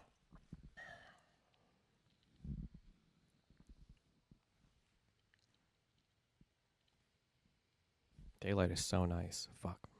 I gotta have the sun all the time. Who's the best AE guest and why was it Wes? It was the Shaolin monk guy.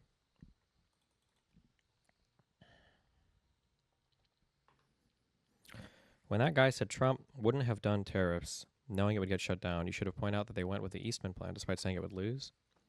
Yeah, I don't know. What are you going to do? It's hard to prove historical counterfactuals, you know?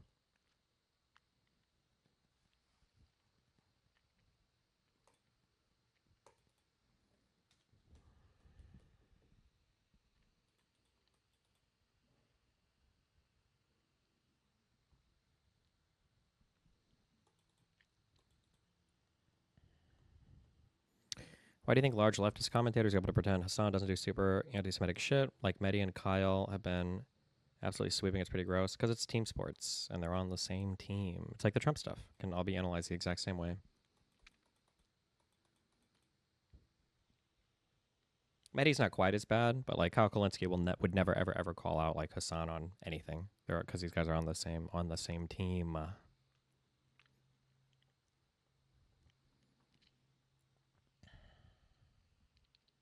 Are you going to respond to Mehdi? Did Mehdi respond to me? Wait, on what? Show us your lighting. I already did. With my beautiful second camera.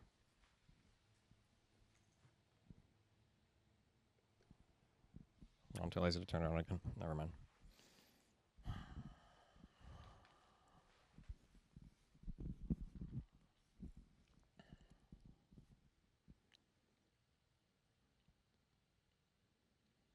How old are those headphones? Are those ones from 15 years ago? What? These? No, they're relatively new. I think they're like the 598 plus or 599 plus or some bullshit. What was this?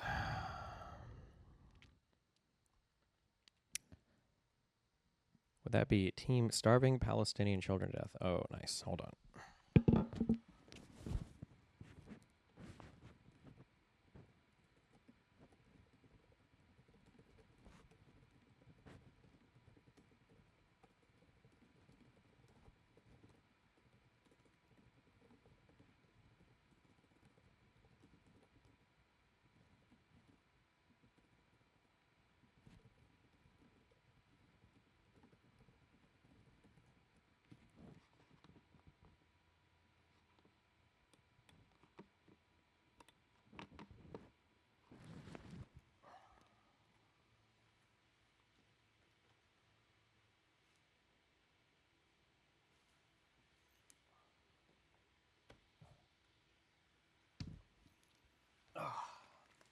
I need a Red Bull. Fuck. Do you see Fuentes' his theory on Vance and the Iran war?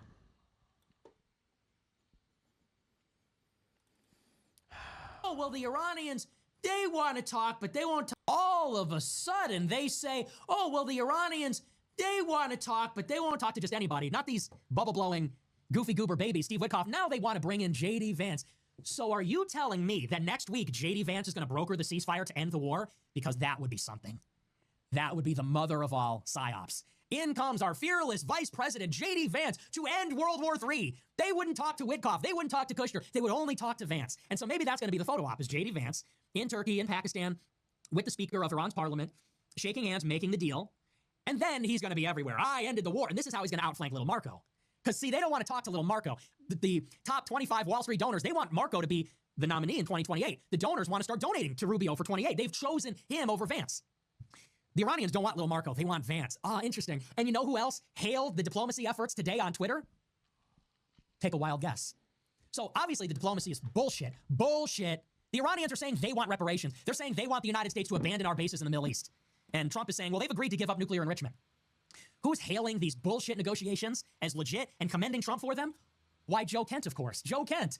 Amazing. So wait a second. So wait just a minute.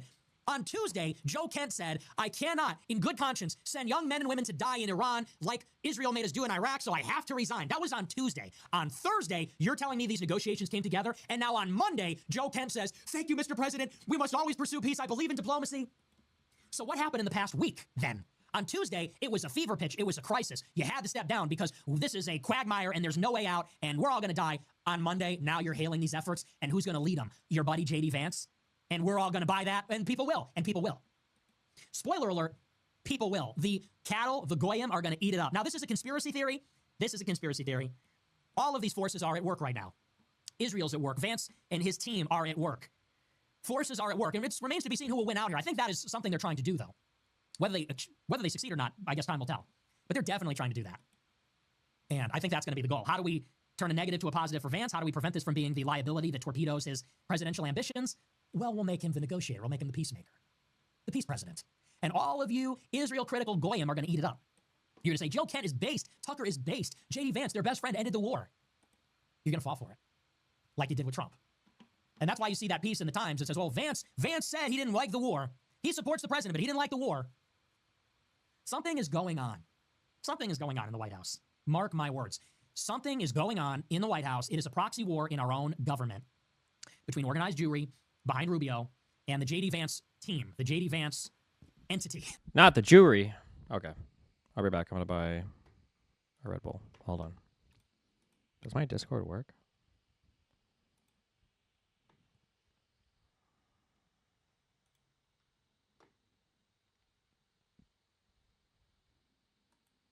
Hello there.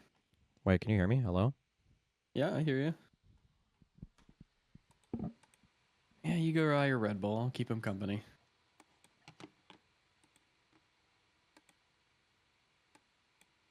Oh, maybe he can't hear me. I can hear you. Oh, okay.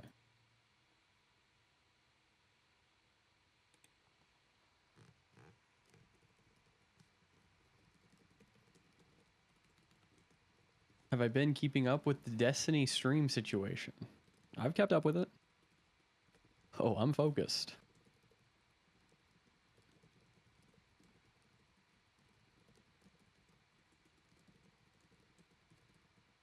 God, Eternal Armor seems like such a dog shit fucking thing in Slay the Spire 2. Mehdi Hassan, you do realize that if, say, Newsom or Shapiro came out against abortion rights, they would stand zero chance in the Dem presidential primaries, i.e. there are plenty of absolute positions that the Democratic Party base hold that we are totally fine and okay with. Not sure why opposing genocide and apartheid is such a continuous or surprising one to add to the mix. Well, Steven?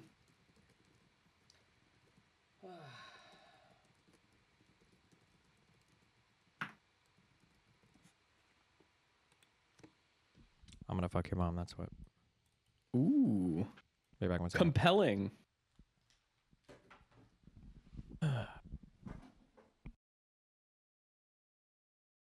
Where's he be right backing to? He didn't even say hello to me. Ah, but it's no problem, dear leader. I don't mind. No, no, it's fine, dear leader. I don't mind at all. I don't need a hello. No, no. Oh, holy shit. Enlightenment is insane. Reduce the cost of all cards in your hand to 1 this turn, but then if you upgrade it, it's this combat. Read it. Oh, hold on. Breaking news. Breaking news. Because abortion is an issue that directly impacts every American, that has a much cleaner and easier answer than, what do we do about Israel/Palestine? An issue that governors largely have no control over and is intensely more complicated. You keep saying oppose genocide and apartheid all day, but anyone that understands the issue understands how empty the rhetoric is and how nothing down that road leads to any real solutions that would actually result in peace for all sides. Yes, I know exactly what they're talking about. Quite simple, really, if you just open up your eyes and your brain, like me. Yes. At the start of your turn. Okay, I gotta face that way. I'm about to die to the crab guy. Genocide bad? Really now? You think genocide bad? What if it was on baby Hitler? Would it be bad then? That's what I thought.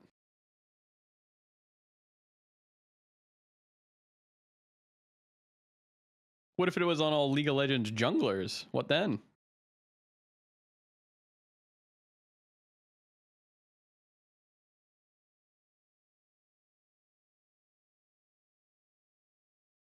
Oh shit, yeah. Not so easy.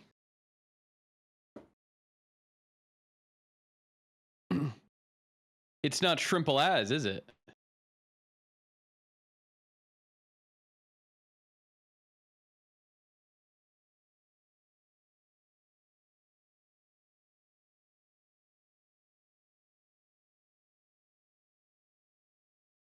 The only right lane to gank is my lane. Have you ever heard of Dark Austria Warts? No, I haven't.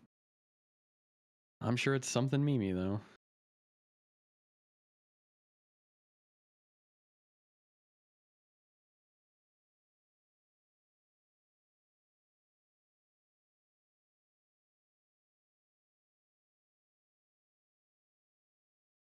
Have you ever had shrimple as to someone IRL? I mean, my wife.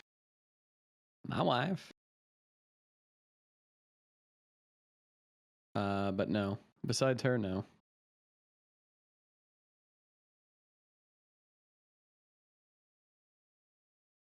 What class of D&D would I genocide? Bard players. Easy. I thought you'd have a good question for me. Oh, dear leader's back. Oh, everybody sing praise.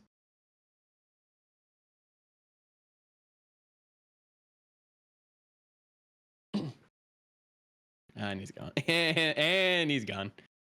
Yeah, well, that's how it goes, huh?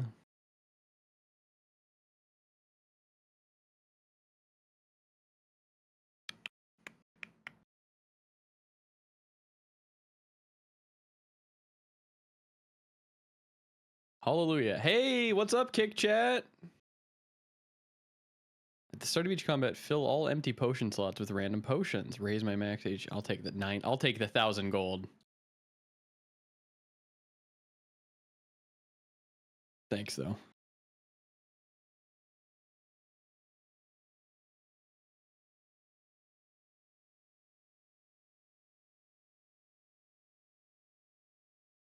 Do fuck, marry, kill your wife, Destiny Dan. Oh, that's easy. Kill my wife, marry dear leader, fuck Dan. Shrimple. Shrimple as. Just kidding.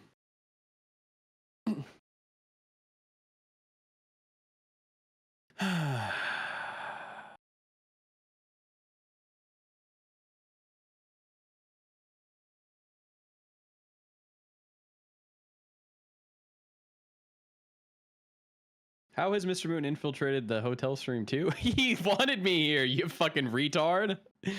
This isn't my fault.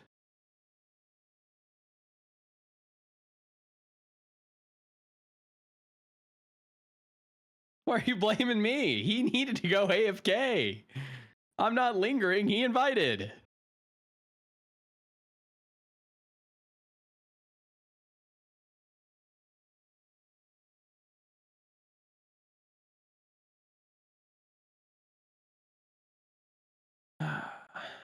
Ah, there he is. He's back.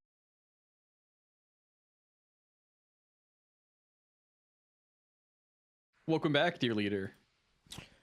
Wow, what's up? Not much. What's up with you? Just chilling.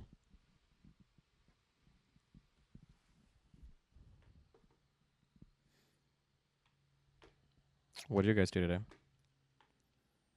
I talked about Project Hail Mary, very good movie. Talked about 2000 Comedies movies and how I think Tropic Thunder is a 10 out of 10 comedy movie, and I think it's a perfect comedy movie. Dan said Super Troopers was better. I've never seen it. He also said Airplanes is really good. I've never seen it. Wow. Did you guys see The Naked Gun? The new one? No? Is it good? With Liam Neeson? I don't know. It's supposed to be okay, I think. It's like based on like the airplane style movies and everything, I think, right? I think so. I think it's supposed to be like that. Yeah. I baited chat with a, I said, well, what's your favorite comedy movie, chat? And you know who? No one said One Battle After Another. So, huge win. Based. What a movie. Man. I gave it a 2 out of 5. What a meh movie. Yeah, meh. It's hard to like put into words that much. Meh. Meh. It's forgettable. And I can't believe it won Best Picture. Must have been a bad year for movies, I guess, huh? That's what that means. Shitty year. So what's your plan? Where are you going to be? Just taking a little break? No, I have an event in I think 3.5 hours in Gainesville. Gainesville. Oh, I meant because you're gone till the 2nd. Oh, I don't know. I was gonna try to not do this UCLA event, but I have to have the department completely emptied out by tomorrow, or not by tomorrow, by the 1st. So before I leave. And then my subreddit said I was lazy, so I figured, fuck it, I'll just take all the days off. I don't do anything anyway. I Fuck guess. it, I'll show him I'm lazy. Yeah, fuck it, why not? Did you get any movers to help out with the apartment shit or no? I don't think I need movers. It's just like stuff I have to. Just moving one from one place to another. Yeah. You know, Dan, I'm sure he's available to help. I mean, it's just carrying stuff from downstairs to upstairs. That's okay. Dan Like won't not like mind. big couches or anything, but yeah.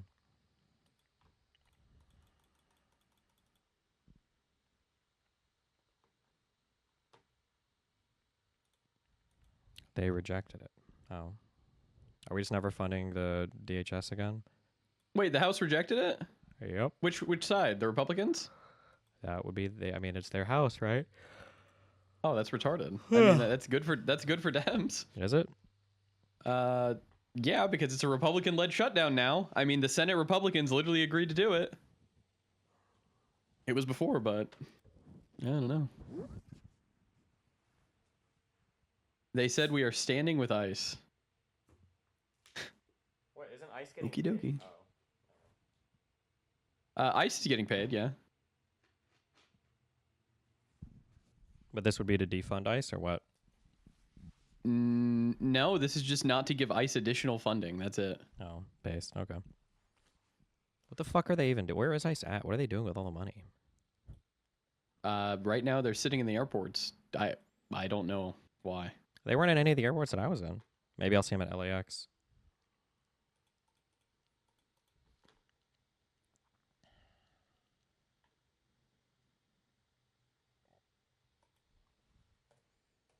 Yeah, I'm not really sure.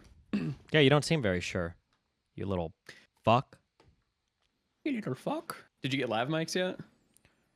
I mean, I have lav mics, but Oh, okay. Are you miking people up for this event? I don't know. There's an in-house PA. I have to decide. Oh, I'm once sure I get that's going to there. be great. Well, yeah, usually they're okay. But I just have to figure out, I'll either wire my mics into it, or I'll just take its sound and put it in my mixer and use that for stream. We'll see. Oh, yeah, you're at like a real school. Probably won't be bad. What's a hall venue thing? Let me see what time I'm supposed to be there. Hold on.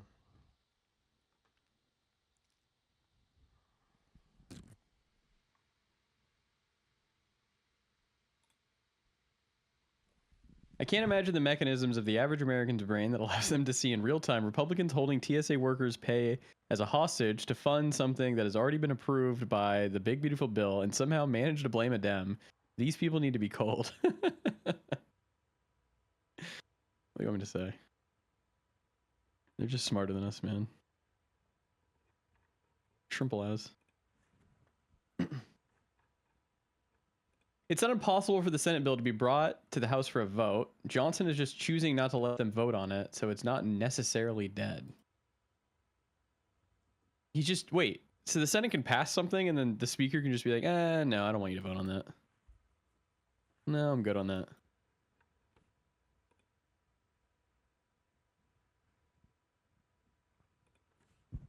I don't think that matters much though, because like, if he doesn't want to vote on it, it probably means it wouldn't pass or something. No, like if the majority, if they had enough votes to pass it, wouldn't he get like voted out as Speaker Can they of the House call or for a something? vote?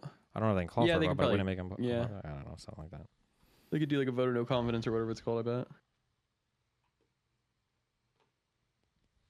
Oh man, that'd be funny if that happened.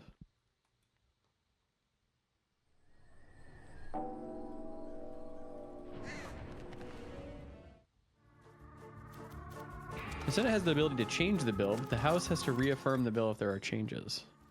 Yeah, but it's not going to pass with changes. Is that what your mom said? Got him. You kind of got there. Big got.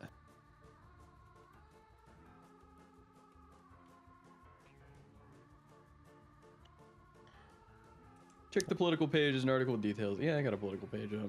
Wait, did you stream this morning? Yep.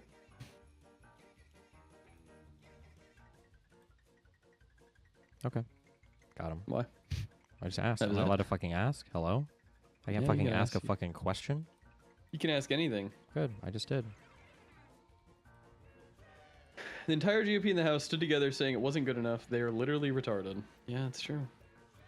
Really? You're going to use the R slur here now? Yeah. You must think you're real cool. You're a real big guy. SpongeBob.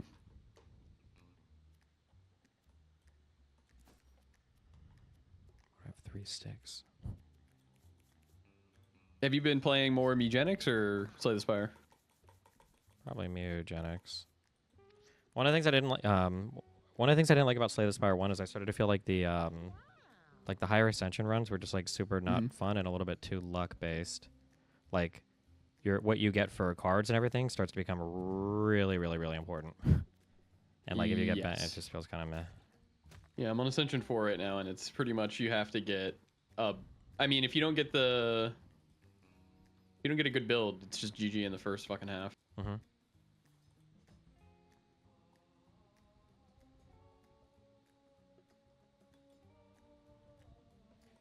Can we do Sullivan Collins? No. Hold on. Thank you, Mr. Speaker. You and John Thune are not on the same page. You came out and criticized Democrats. He was the engineer behind this. Why are you guys not on the same page? And are you not extending the shutdown? If you were to accept what the Senate had passed, this could end tonight and the TSA lines would shrink. I wouldn't call John Thune the engineer of this. Chuck Schumer and the Democrats in the Senate. Chuck Schumer and the Democrats in the Senate have forced this upon the Senate. I have to protect the House. Let me answer the question, Chad.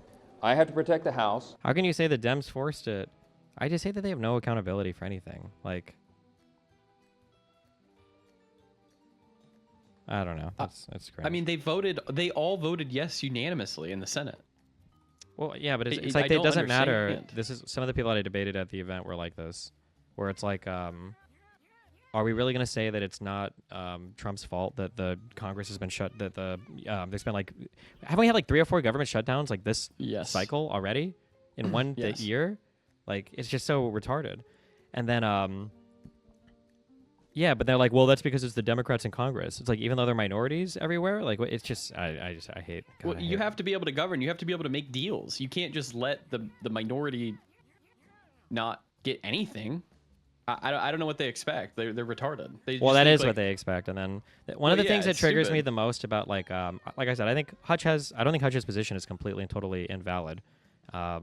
Like I think there are reasons to not be as aggressive as I want to be. Like I think you can have those arguments, but I will say that like if we were to take like the path that Hutch advocates for, it's going to be so fucking annoying coming into government and then trying to sell it as a win when we have to fight so fucking hard just to like get things kind of back to normal. That's just so fucking annoying. Ugh.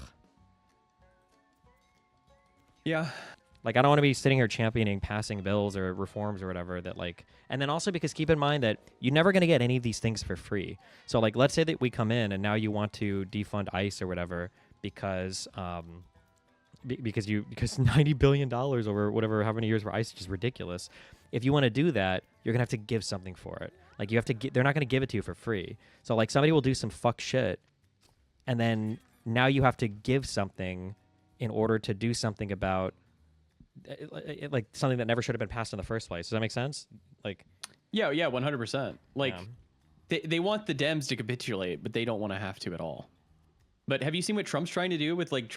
I don't know what he's doing. He's trying to get the TSA workers just paid through like executive order. Oh, I saw that he issued an executive order. TSA people will be paid. Oh, based. Okay. It's like, well, with what money? That's fucking based, King.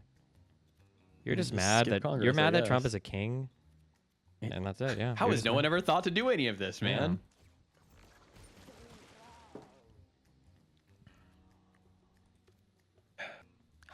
True. Oh yeah, they released a new app today. A new app? Who, the Yep, government? the White House app. Ooh, what's it do? It gets the news right to you, and it's no fake news. And then I think they update you on every Trump live stream and shit. Ooh, government news app. Wow. That's awesome. Awesome. Are you signed up yet for it? No, I'm not downloading that. Oh, because you hate America. Yeah. I hate what America is right now. Wow. That's pretty gross, bro. Stay informed with the official White House app. Get breaking news, latest policies, live streams, videos, photos, social updates, and early content access. Download now. Dude, do you think he's going to put a microtransaction in here? That would be cinema. Based if he did. I have important intel that I need to share with you, but you have to donate $20. Yeah, problem? Maybe he does. Ugh.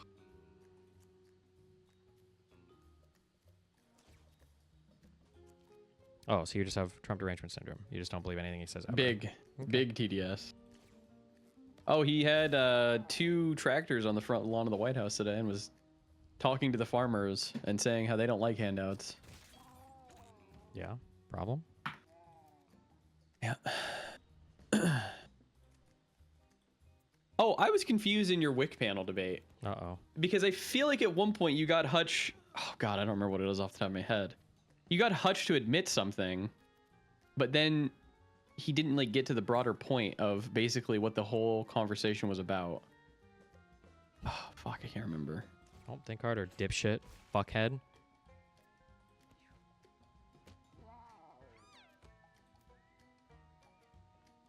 Better for Democrats in the last 10 years? I don't remember that. Or I remember that, but I don't think it was that. You wouldn't, would you? Oh, well, I don't remember. Fuck it. Oh, the California redistricting shit. That was what it was. What about it? I think Hutch admitted that it was a good thing, but isn't it like... Oh, I don't know if he yeah. ever answered the question of like, isn't this bad? Oh, because he kept saying it's... I think he tried to... I don't want to say weasel, but he kept saying like, it's not ideal. And it's like, well, so was it bad? And he's like, well, it's not... I think he just said it wasn't ideal. I thought he said it wasn't ideal, but it's a good thing that it happened. Yeah, but that's like saying that's like my argument, right? It's bad, but in this case, it was good. That's what that sounds like to me. Just in more words. Well, that's what confused me. It's like, But that's like the whole argument that we're having here. It's like, yeah, it sucks that we have to do like these things that we wouldn't love to do. It's not ideal that we're going to do these things, but we're at the point that it kind of has to happen. Yeah. I don't know. What are you gonna do? I don't know. Memer's gonna meme sometimes, you know. Meme's gonna meme. No, You gonna go out to a No Kings rally? Just show up? I think I'm driving tomorrow, so unfortunately. Cooked. You and Dan aren't going. I'm going. In Canada, time. they have those? Yeah, dude. That's all around the world right now. Oh, really? The whole world doesn't want kings? Even in the UK, they're gonna have no kings. I think in Canada, I think they do like a no fascist, but it's under the No Kings thing. Yeah. Really? Yeah. Don't you think that's kind of cringe? Got him. No. Oh, okay. Well, if you say so, then. That's right.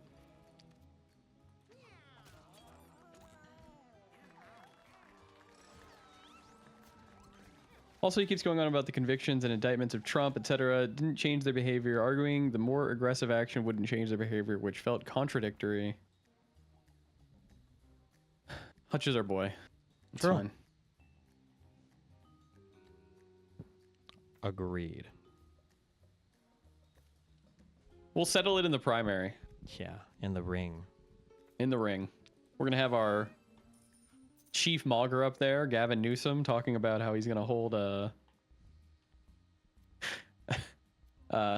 gallow, you know, for the past Republicans, and then we'll have... You mean fair trials? Fair trials. Yeah, fair trials, and then we'll have AOC up there talking about how things need to go back to the status quo, and we need UBI. Hell yeah. I know which one I'm voting for. Do you see this Hanania Fishback clip? Nope, hold on. Why do this? It causes, like, why do this? It causes you so much grief. It doesn't. It causes me so much humor. I mean, you said it yourself. Byron is funny. That is the reason. There's not some highfalutin, esoteric reason why I do it. Why did President Trump call him Rhonda Sanctimonious? Why did President Trump call her Pocahontas? I think the most effective attack against your opponent is to strip them of their name. Dale Carnegie rather famously said that the sweetest sound in the English language is a person's own name. I want to deny Byron Donalds his own name by changing. I think he should be stripped of his own humanity and fully dehumanized. If I can do that, I will win on August 18th. I will become the nominee, and I will serve as the 47th governor of the third largest state in the country. But these names sometimes have meaning, right? Dan Sanctimonious, Rhonda Sanctimonious has a meaning. Crooked Hillary has a meaning. You're just saying, look, a black guy. Isn't it funny? Like, let's call him by Byron. Yes, that's exactly what I'm doing, Richard. Okay, an honest politician. I appreciate that. But, What is he polling at? Like, does he have a chance at winning at all? Fishbach? Yeah. Fishbach polls. Fishbach? It's What Fishbach. is this, Florida? Yeah. What are governor elections? 5%? Oh, damn. Oh, yeah, Donald's is plus 39.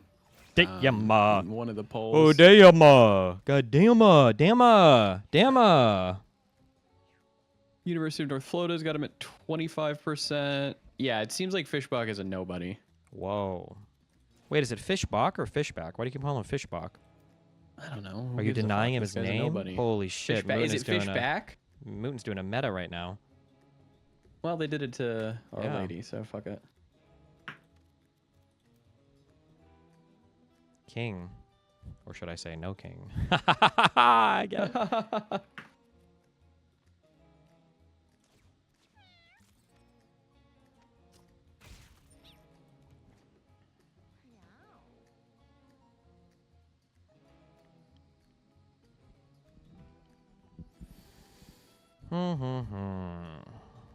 You're going to hold that mic until 7 p.m.? I don't know. No, probably. Why don't you lav yourself up? I don't have a lav on me. I'm not at home. It's like Gainesville's like. You didn't bring it with you? 5.5 hours north. No, why the fuck would I just carry lav mics with me? Some fucking nerd. You're really just gonna hold that mic like a cuck. Oh, that's funny. It's called being a man. Okay, men hold their microphones.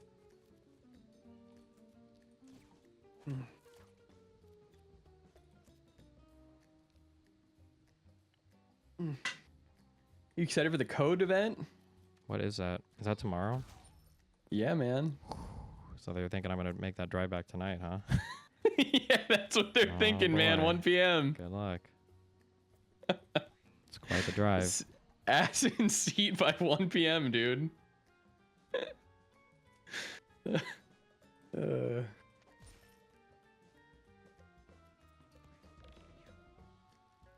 Wait, Gainesville's up?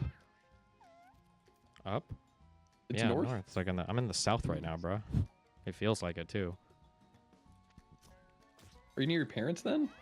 No, they're south. You just said you're in the south, retard. Well, like, cause you have to go north to get to the south in Florida. Oh, of course. Like nobody would say Miami is like the south. I would say Miami's in the south. That's because you're Canadian. But for us Americans, we wouldn't say that. Everything is north of Miami. Really? Really? The Keys are north of Miami, Royal? Ooh. Really now? Nice try. Bucko.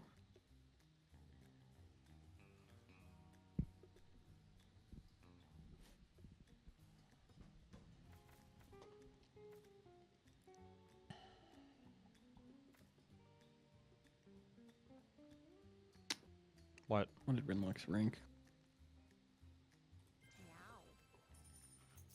You know, Wick, he does a decent job of hosting a panel. Yeah. I don't mind him even stepping in there and putting his own He does a good job. POV in. Yeah. Yeah, I like it. What do you do while driving to keep yourself occupied and not bored? I He just jerks it. Stare at the road for 5 hours, contemplating my life. He thinks about where's my judge?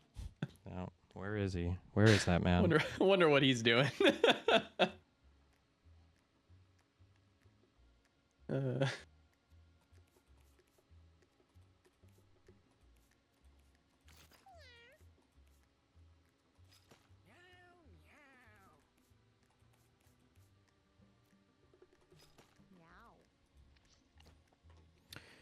How do you think you would do on the Joe Rogan podcast? You've talked a lot of shit. Would you be really aggressive? I think it would go okay. Just depends on how I would want to present myself.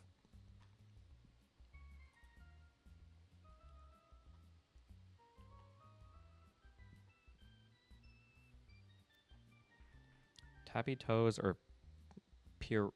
What is that? Purette? Purette? Puree? I don't know. Where Oh it is. shit! Puree? Is that what that is? Wait, who said it? I don't know. Is that an item choice? Now I got that. Oh. I took that, so better be good. Oh, pirouette. I don't even know what it was. Who got that? Was it a bonus or a stat increase? Don't even know. Whatever. Who cares, dude? The cats are ugly. It's the style, brah. Trump asks John Deere and Caterpillar to cut farmers' tractor and equipment prices. Oh, shit. You just have to ask them to lower the prices. Why didn't Biden think of that?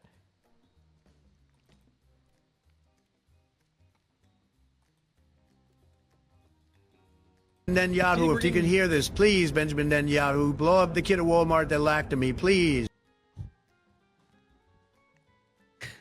Pace. Stock check? Oh, it's not good, guy. Oh, Jesus it is Christ, not good. man. It's like, it's just, they're really... It is not good. Man, they're really going hard on those. Fucking the stock market up, huh? I think I'm down like 7% over the month, man. And I'm only in like VOO. I'm in one thing. Yeah, I'm down 7.7%. What are you gonna do, man? I'm in the safest shit, dude.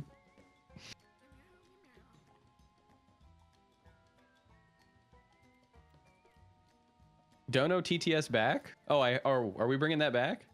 I don't know. We'll see. If my We trial, gotta. trial gig gets kicked back, then maybe we will. We're bringing donos back, man. We're gonna be doing 24-hour streams. It's gonna be cinema. Wait, hold on. I'm starting to like this court case. Oh boy.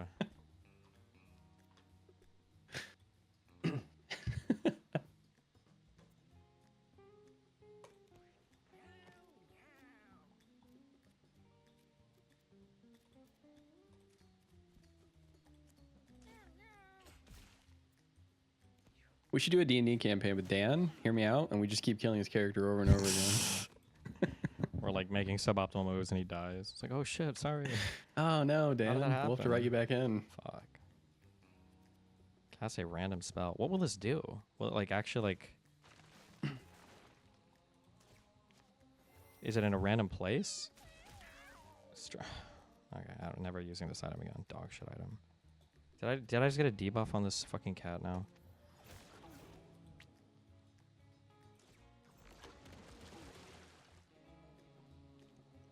How do you read this chat when it constitutes a poll and message of the day taking up 50% plus of chat? What resolution monitor are you on, bruh?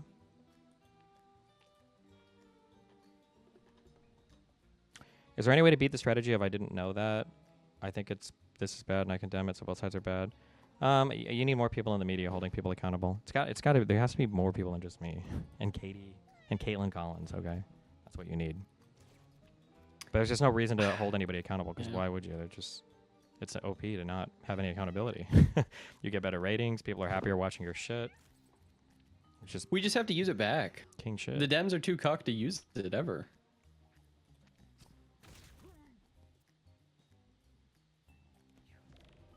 If we go any lower on the Dow, we might just get back to where we were when Trump took office. Yeah, not at 50K anymore, huh? Uh-oh. They're not talking about that, though, do they? That's not good.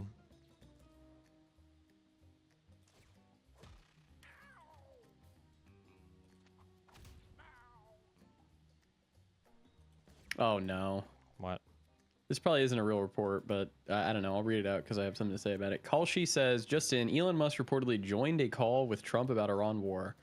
Do you think Elon saying he was going to pay the TSA is like bringing him back into fucking favor with his daddy Trump? Jesus Christ. No, because that sounds like one of those things that's just way too much money. How much money would he need to pay? Did anybody do the math on that? He's not actually going to do it. I know, yeah. Because I don't think he can, yeah. No, I don't. Yeah, I think it would just be way too expensive.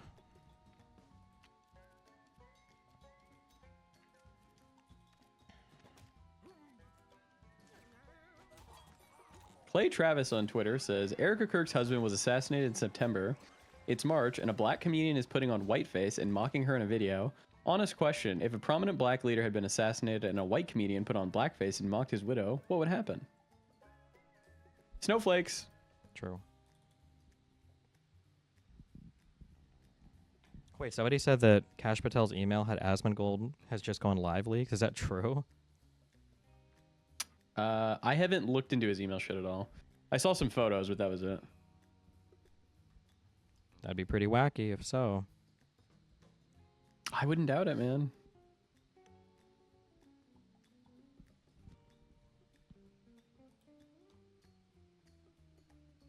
I'm just sad that the conservatives locked on to Nick Shirley, man. There's just so many. In a way, he's the perfect representative, you know. I got an email from a guy or a girl. Is say June? Is that a girl name in Korean or is that a male name? I don't know. It's a person. They said, whenever Hutch and others mention staying within the bounds of the law and, quote, investigate and prosecute as best you can, end quote, would be worth asking, quote, who and how are we going to investigate these people, end quote. This admin not only replaced all the top-level officers with their sycophants, all the competent bureaucrats that actually kept the U.S. government working have been getting fired/quitting in droves, and it's been barely a year. And then they link articles. The FBI has been gutted. The Department of Justice has been gutted. The State Department has been gutted. The Department of Defense has been gutted. The next admin will be inheriting a civil service of conspiracy-pilled retards and Trump cultists. Sure, we can replace the usual cabinet level and Senate-confirmed positions, but what about all the laid off and fired employees that knew what they were doing? Are they coming back? Probably not. We can't even begin the work of investigating until all these maggots are excised from the government, and that's already going to look highly politicized for the average voter. And I'm not even going to begin getting into the amount of evidence destruction that is and will be taking place before the transition even starts. So when Hutch asks... Wait, quick thing to say. The average voter isn't going to give a fuck about like people being kicked out. We've seen that in the Trump term. They kicked out everybody who was involved in like anything to fucking do with like a Biden thing or whatever. Trump being looked into. No, nobody's going to give a fuck. Sorry, continue. Maybe. When the Democrats do it, they'll give a fuck. Well, that's because it'll be on Fox News for fucking 18 hours a day. So when Hutch asks, what has Trump done? Has Project 2025 worked out? Yes, its mission was to gut the federal government, instill mass distrust of every institution, and install loyalists. Mission accomplished. And I'll leave with just one last thing. You ever wonder why the FBI never released pictures of the engraved bullets in the Charlie Kirk assassination?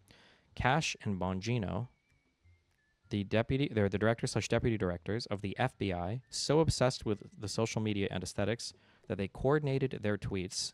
Scroll down to September 10th section, but never released any pictures to further illustrate this as a leftist attack. Maybe they wouldn't, ... Maybe it's outside their MO, ... Except Cash literally released images of the ballpoint pen messages on the bullets found during the later ICE facility shootings in September 2025. To be clear, I'm not coming at this from a Candace Owens the Jews did this POV, more from a the FBI has been so gutted and filled with incompetence they might have messed up chain of custody of evidence or damaged the bullets during evidence collection POV. And I don't think they would have the gall or ability to outright lie about something like this without it being leaked. It's just weird that they kept mentioning all the engravings and never showed any pics/shrug. Wait, did we not see pics of the bullets? I thought we did. Which bullets? From the Robinson guy. Is it Jeremy Robinson? Or the guy who shot and killed Charlie Kirk. I know that we saw the text in the police report, but didn't we see a picture of all Let's see four if I can bullets? find them. Oh man, this is like a Kirk Mandela shooter thing, because half of bullets. chat is saying yes and half of chat is saying no. Fox News, string of... FBI Director Kash Patel said investigation recovered these rounds from the scene in Dallas where a gunman opened fire on the local... Yeah, so there's a picture.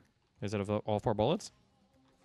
Yeah, there's 5 bullets. Oh, wait, One link me. says anti-ice, and I don't think you can read the others. But it's on like a... Wait, link me whatever you're looking at. Yeah. All right, I'm sending. Sorry, I didn't hear you. That's the image, and then this isn't the Charlie Kirk shooting though. Oh yeah, no. This is the one where the guy shot into the van and killed the 2 immigrants on accident. Oh, sorry. At the top it says Charlie Kirk shooter. Wait, holy shit! I never thought about this because we saw pictures of the rifle in the bag. Did we really never get pictures of the bullets? Ooh. Wait, that's crazy. You think they just lied about it? I don't know anything about this current administration. But if they had pictures, they would have posted it, right? That's what you would think, because they posted the gun for the... They posted the gun in the box, Peretti guy. in the evidence box. I remember that. Yeah, they posted the gun of the Charlie Kirk guy.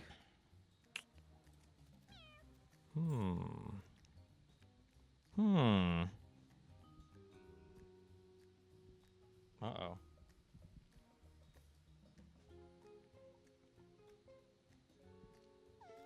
Well, what are you going to do? What do you want me to say? It's bad. Hey. What? What do you want me to say? True. Tell me to buy or sell? It's a buyer's market right now. Oh my god. Yeah, man. It was a buyer's market 2 weeks ago, we thought. Hey, keep buying, guys. You can't tank it to 0, right? Yeah, it has to stop going down at some point. I would wait a week, because Cake just bought in, so that means it's Bro. going down more.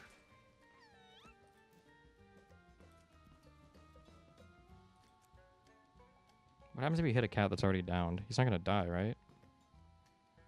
Nah, he'll be fine.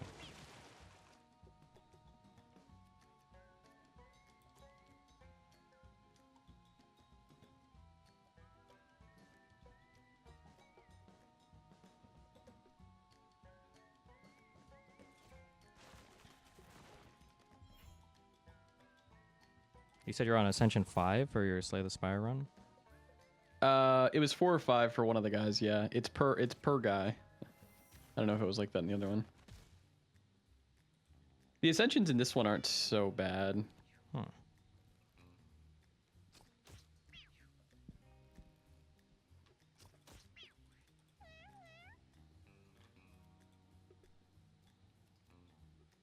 Surely they would not make this up. Engravings on bullet casings offer clues into motive.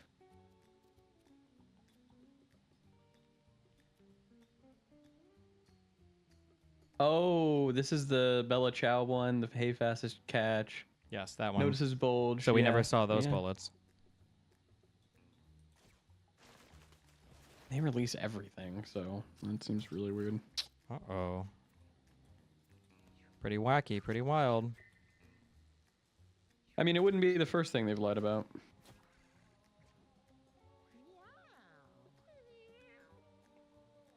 Why the fuck did this cat get resurrected? What the fuck? We never saw those bullets, but they were clearly mistaken video game references. Oh, you know, we saw that. Or we know the references and all that. I'm just curious what the why we never saw the bullets. Why is it taking so? We haven't heard anything about that trial. Mm-mm. Uh-oh. What do you think that means? I mean, it's got to be the right person, right?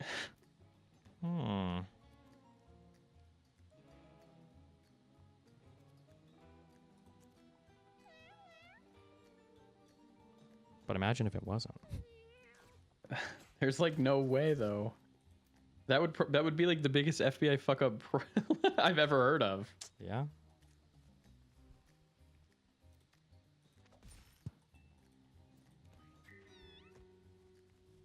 Just get the fucking chicken.